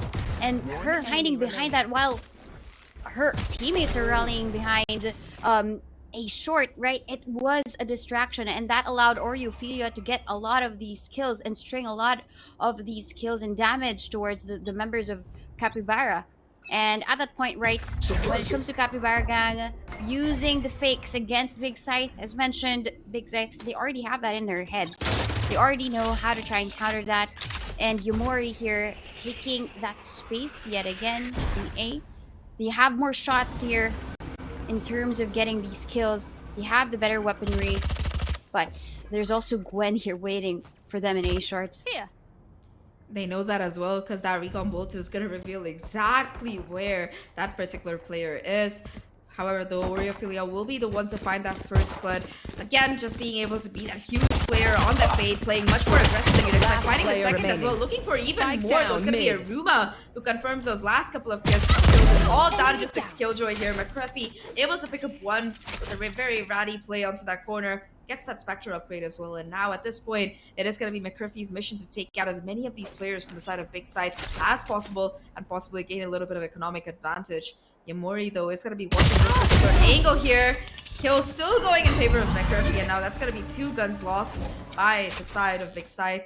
Still McCriffy alive. 30 seconds left. Despite going to be dropped to no man's land, the remaining players of Big Scythe congregated around it. And McCriffy, I don't know how much more she can find. Yeah, with that setup, that crossfire, she has nowhere else to go. Also, the Prowler, oh, it didn't actually spot her. So she has the chance to get these kills, but Ruma is just waiting for her there. Great effort by McCruffy to be able to at least take 2 down. These Spectres aren't going to be saved except for the 3 who survived, but Big still gets that win. With the spike being so exposed and so far away, McCruffy did not have that chance to get any more of these kills. This time though, Capybara Gang, they did play mid during that save round, but this time they have the opportunity to do so with what they're good at, mid control, but it seems as if that they're going to be this time. And with Yamro leading the charge, I think they don't know that the rest of Big, they're playing so close here towards the back of the site. Yeah, in these kind of situations, you really want to go in for that closer kind of gun duel advantage where you're really already fighting the first with the help of that Spectre. There's going to be another player here as well. However, Peachy and Nico set them apart and take side control. It's all down to just a Ruma. 1v3 to somehow close out the reload. Being able to get that first kill, tries to get the second. Unfortunately, the Phantom will jump in and take the advantage over the Spectre. And Cappy G, they find the first round in the half. They lose 3 players though in the process, so economy looking just a bit dicey for them. Yeah, definitely. If Big was able to survive with 3, all of those Spectres, this time though, they managed to steal way more. Aruma, I thought at that point there was going to be another kill, a double headshot for her, but nope. The sprays for Ize is just really stronger. And Capybara Gang, they tried mid, they did so successfully with all of these kills. But if they go to A, look at the amount of utility that Aruma has spread across that site. It's going to be quite tricky to try and pass through. And they even confirm that there's a KO there towards A short. So they have to really use their utilities, get information, maybe displace their enemies, and then they can successfully take the A site. You should run. Okay, but ultimates though, it is going to be the lockdown invested off the back of that orb. McCriffy will be committing that particular one, so it does seem like Bigger aware. They know that this is where this A hit is coming. The smoke falls off at the worst time, but Oreo is going to be forced to just try and spray through, get what damage she can. Already being able to tag up one of the players for HP. McCriffy only 42 and being left right now. This is great on either side, finding so much value though. Izzy is going to be the one to find that first kill. Huge coming out, and it's just like the rest of this team, they're looking for a little bit more towards short. Yamro though pushes just a bit too far all alone and will be immediately punished for that particular misplay. Right now, the Prowler around the flash. Beautiful utility coming out of the side of Big as they find that first kill. Gwen finding the second as well on the side, and now it's all down to these 2 players towards main. Barely anything left on Yuki, finds the first, but Oreo is more than ready for the trade. And off the back of that Big, they get to 9 here. Oreo will also have the Nightfall available. And economy for Cappy, remember, that was their full buy. Not the greatest. Yeah, not really the greatest, but they still managed to get and steal away these rifles from Big Scythe. These rounds are getting closer. I think they've found their match. And this map of Ascent is really the perfect one to really showcase all of the talents of these ladies. You know why? Because these retakes always come so close. And with Big trying to really shower them with utilities, Capybara Gang, they have the ability to really dodge these bullets and these utilities, ensuring that they survive until the very last moment. But it was all down to that 1v2 wherein, of course, one tries to fake out defuse and then immediately peeks out. That was just very beautiful for Big, although it was a bit costly for them. Just Yomori with a Guardian, well, even more costly for Capybara Gang, as they only have... Well, Yamro has her Blade Storm online, so that could be a threat to Big Scythe. Try to take that first kill here. Yamori with that Guardian able to take her out. The Blazers are no longer going to get factor in this. Aruma with 2 as well, 1 with the turret. enemy And now remaining. it's all down to here. 1v4 subdued, and Aruma with now about that Vandal Scythe line will be able to get the final kill. Quickly falls apart. Big, it does seem like they have control of mid. They have it quite in hands, and Capybara, they get a little bit too aggressive too quickly without any kind of utility investment, and off the back of that, it is going to be just 1 kill found for them. It was a bit of a half by rounds though. And when we're talking about the economy for the side of Cappy Gang, at least, it is going to be the last round they can fully really buy in, because if they lose this, they're looking at Big get to 11 for free. And after that, they're gonna be forced to just play for overtime. They do have that Cosmic Divide as well as that Null Command online. We might see those making a factor in this particular round if Cappy they play their cards right. Yeah, the cards are dealt now by Big Scythe, with them having complete utility. And this time, right, when it comes to that utility information given, they both know that there will be 2 here on A, but that's not going to be enough. A player to note here is that defense for Aruma. Gwen was spotted out here by Nikki. Confirms another player here towards Market. And Mario, it is a safe passage given that, but Aruma just makes sure nobody else really pushes forward. This is our territory.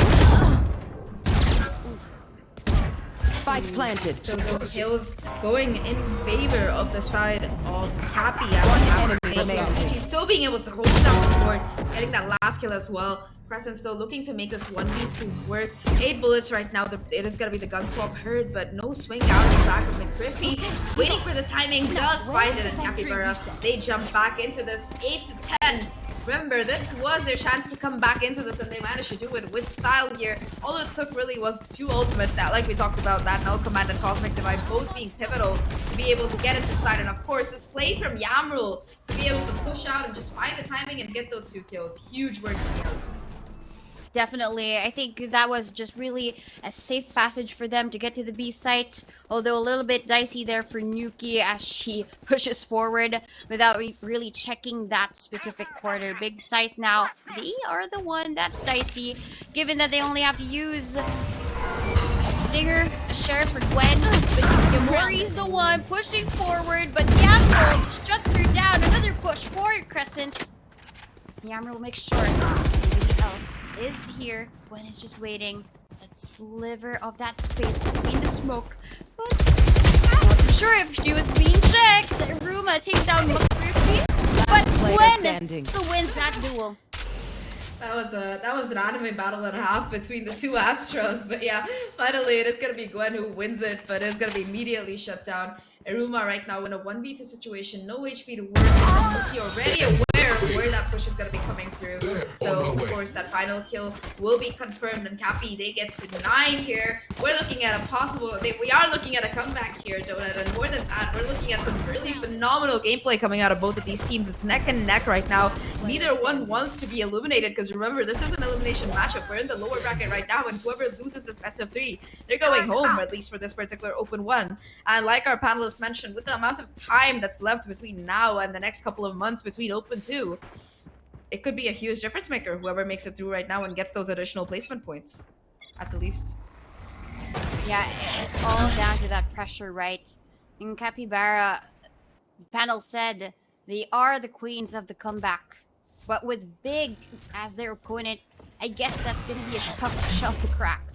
Aruma here doesn't really get detected by that knife, and oh sorry, that was Crescent's knife, and I think they're just really having fun. Even if there might be a loss, they're still enjoying their time here together.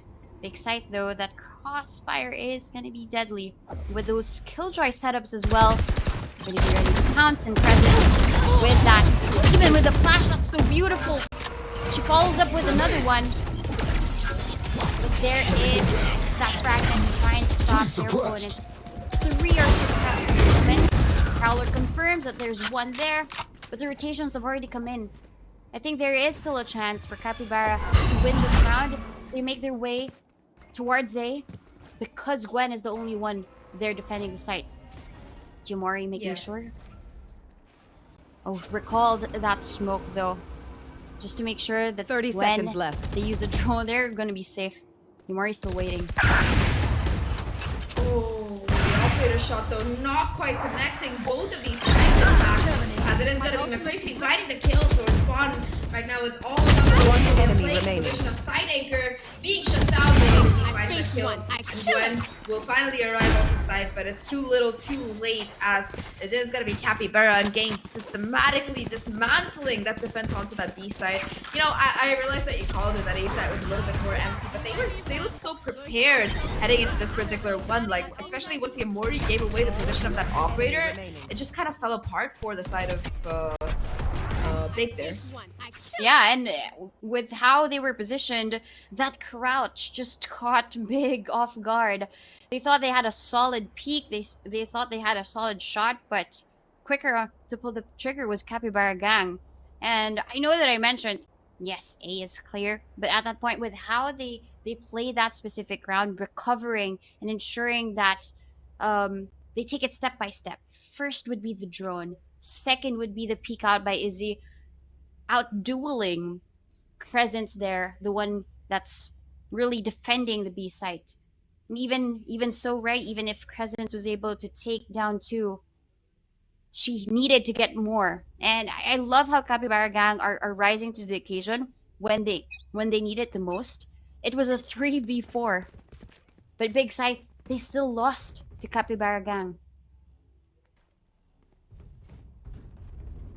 Well, right now though, timeout being called. Timeout was just called by Big Scythe. Economy not really there for them to work with. There's just gonna be sheriffs across the board with the exception of that one stinger for Yamori. No Bladestorm either to try and work with because I think Yamori did use it the round before last. They are looking to get just a bit aggressive though, but again the position's being held from Cappy G. They were expecting this kind of push coming out, this kind of hero attempt at a play, and immediately they get to punish, find the timing and get that first kill. The remaining defenders are going to be falling back right now, trying to desperately hold on for Deer's life and Deer's sight. I don't know if they're aware that they already managed to walk forward though. Ophelia is in fact going to be playing this position towards Generator, fighting 2 with that Sheriff. Absolute gangster work coming out of this one. And now it's all down to these 2 remaining ones. Numbers advantage still in favor of Big Scythe, even if the guns aren't, and the spike is going to be dropped on site. McCreepy on the lurk might be the difference maker here. Position not known. Hunter's Fury invested, and Crescents will be able to possibly try and shut it down. Not connecting either shot though. McCreepy's position going to be known as well, thanks to that turret.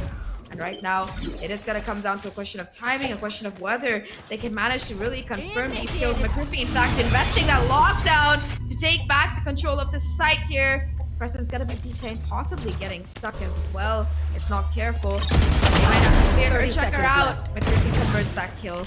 And now these last 2 players, they're gonna be safe on site. The shots coming through. Wario still managing to do some damage here. Looking to connect that last kill. McCreepy, 25 HP and a dream. Has to reload as well. 15 seconds left on the clock. No time to get that plan down. And all they have to do is play for the time. Ophelia 3 on the Sheriff. As Big, they win the round with a thrifty. Yeah, that's gonna really boost up your confidence, right? If you win a thrifty round, and especially with how Ophelia got those skills, there was no support, right? Because Crescent was detained at that point. She was immobile, she couldn't use any of her utilities, but she just waited there by short. So Ophelia, she had to step up during that time.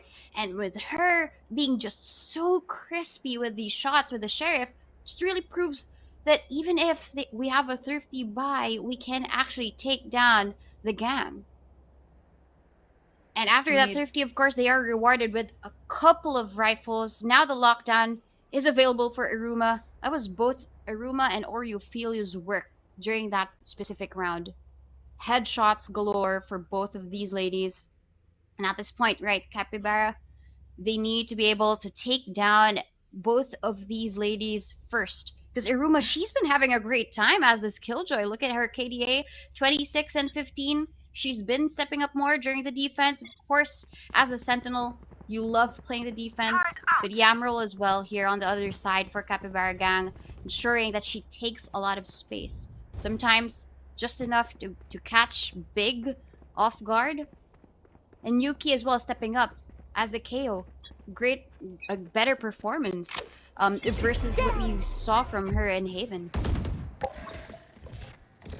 Right now, though, all of these players on the side of Cappy Gang, they're going to be investing everything they have into this particular round, starting off with that Blade Storm, as well as rifles across the board here. Already, it is going to be early control taken. The Prowler giving away the information so that it's going to be where this is at. Don't check their corners, unfortunately, and Yamori will be the first casualty on the side of Cappy and Gang. 4 players still left, rifles still online, but at least first blood, it goes in favor of Big. And they're willing to concede the space for now, considering how much they got in exchange for it. When it comes to ultimate economy, nothing else really in the pockets of these players from Cappy. Right here. So they are one away from that Cosmic Divide. Aruma getting the information that there is going to be some kind of mid presence playing for that retake. It does have that lockdown online, needs to stay alive here. And right now, Big, kind of slow it down. Well, we've seen them slow down earlier on, right? Capybara Gang. Numbers were in favor of Big Scythe, but they were able to recover. And guess what site that was? It was the B site now. And Gwen is going to be left here. 30 seconds Just left. covering behind that smoke. Nuki will get to market safely. But when it comes down to the retake, McGriffy might have just missed the chance of getting these multi-kills. Now they're pushing forward. The spike has just been planted. And Gwen here has gotten that kill. Crescent's here. Clean up for Big Scythe. They're gonna get match points. After a few rounds, right? They had mistakes. And even now, Crescents will have the null command online. And with this, right, the retakes are gonna be easier for them. No smokes Match for point. Capybara Gang to use. No more of those flashes from the KO. Aruma did so well when it comes to just leading the pack here, clearing all of the corners, ensuring even without the Sova, we can actually do this retake. I loved how how Big Scythe was able to play that retake. Just missed timing there for my Griffy to be able to catch 3 people crossing that bridge. Yeah, it was very, very unlucky there. That might have been the difference maker in that round. And now Yamril, no money for a full rifle, will be forced to go half armor as well as a bulldog, because I think that they did drop one of their players last time around. No ultimates either for these players on the side of Cappy G, except for that one Cosmic Divide, 2 away from that null command though. And seeing the way Nuki has been able to pop off in some of these rounds, we might be seeing that come into play. Bit of an aggressive A main control coming out of the players off the side of Big Side. The push itself is going to be materializing towards B instead. Quick mid control and side control being taken right now as the door will be close. The spam through the smoke though already managing to tag up Yamril to just 40 HP remaining, 1 bullet away from their demise in that Mano strike. Now it's all gonna come down to timing. Aruma finds that first kill and will be putting that lockdown as well. It is going to be forcing some of these players on site to either fall back or try and find a pick. It is going to be positioning, once again, a trade for a trade. We're coming up huge right now. The nightfall from the side of these players will be invested, and off the back of that, they get the side, they manage to retake, and they get the defuse as well. Big Scythe, they get that site, and just like that, 13 to 10, they're going to be moving on in that lower bracket. That Nightfall was the big winner for Big Scythe, right? Capturing 2, knowing where they are now gives Big Scythe the information where to move in, how to cross that bridge. And at that match point was just the low-hanging fruit, but given how they performed that last round, just really means that they know what they're doing, and they seem so happy about it. When we took a look at their cameras, right, they had these smiles all around, but unfortunate, of course, for Capybara Gang, the comeback crew, they aren't able to make it because this is the lower bracket run. Yeah, unfortunately for them. I think that so far they are the only team that has managed to take both of their games to a 3-map series. It was really close and a really nice try coming out of them, but at the end of the day, unfortunately, they are going to be eliminated. One of the first teams to be eliminated from VCT Open 1 playoffs. A bit unfortunate, but a great game coming out of them. I think at this point, all of us have been converted to that Cappy G fan club. Right now, though, here's a break. Let's toss it to our panelists for a breakdown as to how exactly Big Scythe managed to power through it all. Mika and Dax, you have it back. thank you very much, Zach and Donut. And yes, it was a valiant effort indeed on the side of the Capybara gang, but in the end, Big Scythe triumphs on Ascent. And this unfortunately means that we have to say goodbye to the Capybara gang. Capybara gang squad, I was about to say that. It's just like, it's very, very redundant. But as this is an elimination match with Big Scythe, they will continue their journey here. It hurts, Mika. It hurts. Cappy G. Cappy gone. But at least, as Zach said, right, they did go the distance. Both RQ Kaguya and Big Scythe put to the test by them. And as we saw there by the tail end, it really was just that last bit of momentum. We had that 6-stick standing. We saw Yamro really pop off in that first half and find her footing yet again near the second. But that one thrifty round wherein you had Oreophilia and especially Aruma just anchored towards that side. Stellar shooting with the Sheriff. Those kind of situations and you see them collapse in front of you, it really takes a toll. And you can see for Cappy G, it affected them by the tail end of those rounds. Yeah, and there are just times that the Capybara gang, they just took too much time, and Big Scythe just managed to get away with the round because they were more proactive. By the time Capybara gang decided to push, Big Scythe had already rotated into better positions, and that momentum that they initially had is just gone. So I just feel like, you know, for the side of Capybara gang, there's lots of potential here, but you can still feel that there is just so much work to be done, converted into, you know, a team that will be able to stand up against the likes of Sapphire, the likes of Team SMG, and eventually that revenge match against RRQ Kaguya. But for Big Scythe, though, I really have to praise Aruma. Oh my goodness, she had such a fantastic series. I love how you mentioned it, Dax. They were able to pivot around her plays on mid, and if that initial contact just, you know, didn't whittle down the numbers of Capybara again, you better watch out for Aruma, who would probably take 2 or 3 down with the, you know, turret kind of sneaking in a kill there 1 or 2 times. Yeah, we saw it all throughout the series, even more so near the latter part of these maps on Split. One of the big reasons why Big Scythe was even in the game was because of how everyone was playing that Cypher. In case in point now, the stability she's able to provide, get that timing, and still be okay to defend despite losing their jet early. It's for Big Scythe, just those anchor positions that have been so strong and the adjustments themselves. They prioritize what they need to do. They understand the situation Capybara gang is trying to instill on them. And one point you made a while ago, Mika, is there is that hesitation from Cappy G, but there's also a bit of that reserve. They hold back, anticipating utility being thrown their way. Players like Oreophilia, they realize, okay, we don't need to throw out these seasons early. We can just wait it out, play for the right angle rather than the timing to anticipate instead. And as you can see, of course, Aruma, absolute MVP. All throughout that game, an absolute presence, watching and keeping the cool for Big Scythe for the map. You know, it's players like Aruma that really make me believe Duelist is a mindset. Look at those kills. Yeah. And I believe she was also on top of the board for, you know, first kills too. I mean, it was that clever positioning, right? She was prepared for whatever might happen on B or on A. She's such a fantastic player. And I like what you mentioned, Dax, about, you know, there might have been a little bit of over anticipation on the side of Capybara gang, just because, and more of that conditioning as well on the side of Big Scythe, especially with such, you know, such a veteran leader. But you know, it was Capybara gang. I sense a bit of overthinking as well. There's a lot to work on here, but unfortunately, we do have to say goodbye to our furry little rodent friends. As for Big Scythe, though, very, very excited to see where they will take their journey. And final thoughts on the series before we toss it on over to a break? I think it was incredible from Cappy G, but Big Scythe to keep things stable, and they're gonna move on to the next round there, Mika. Well, you know what it's coming? Our next series is gonna be a banger indeed. Stay tuned. Right after this break, we head into Team SNG versus Sapphire. Don't go anywhere. We'll be right back.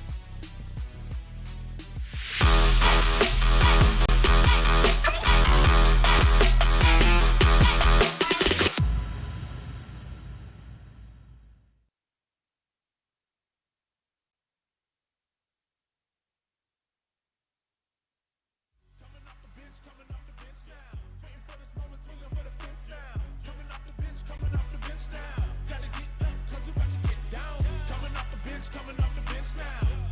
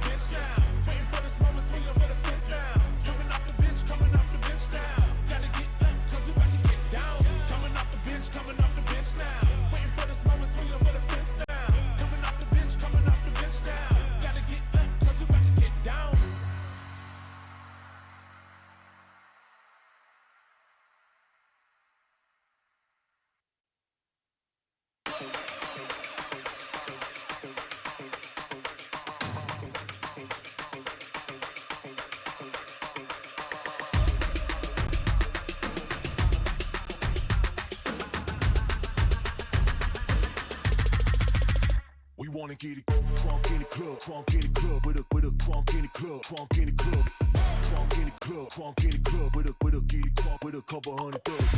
Crunk in the club, crunk in the club, with a crunk in the club, crunk in the club, crunk in the club, crunk in the club, with a get it crunk with a couple hundred thugs. Everybody round,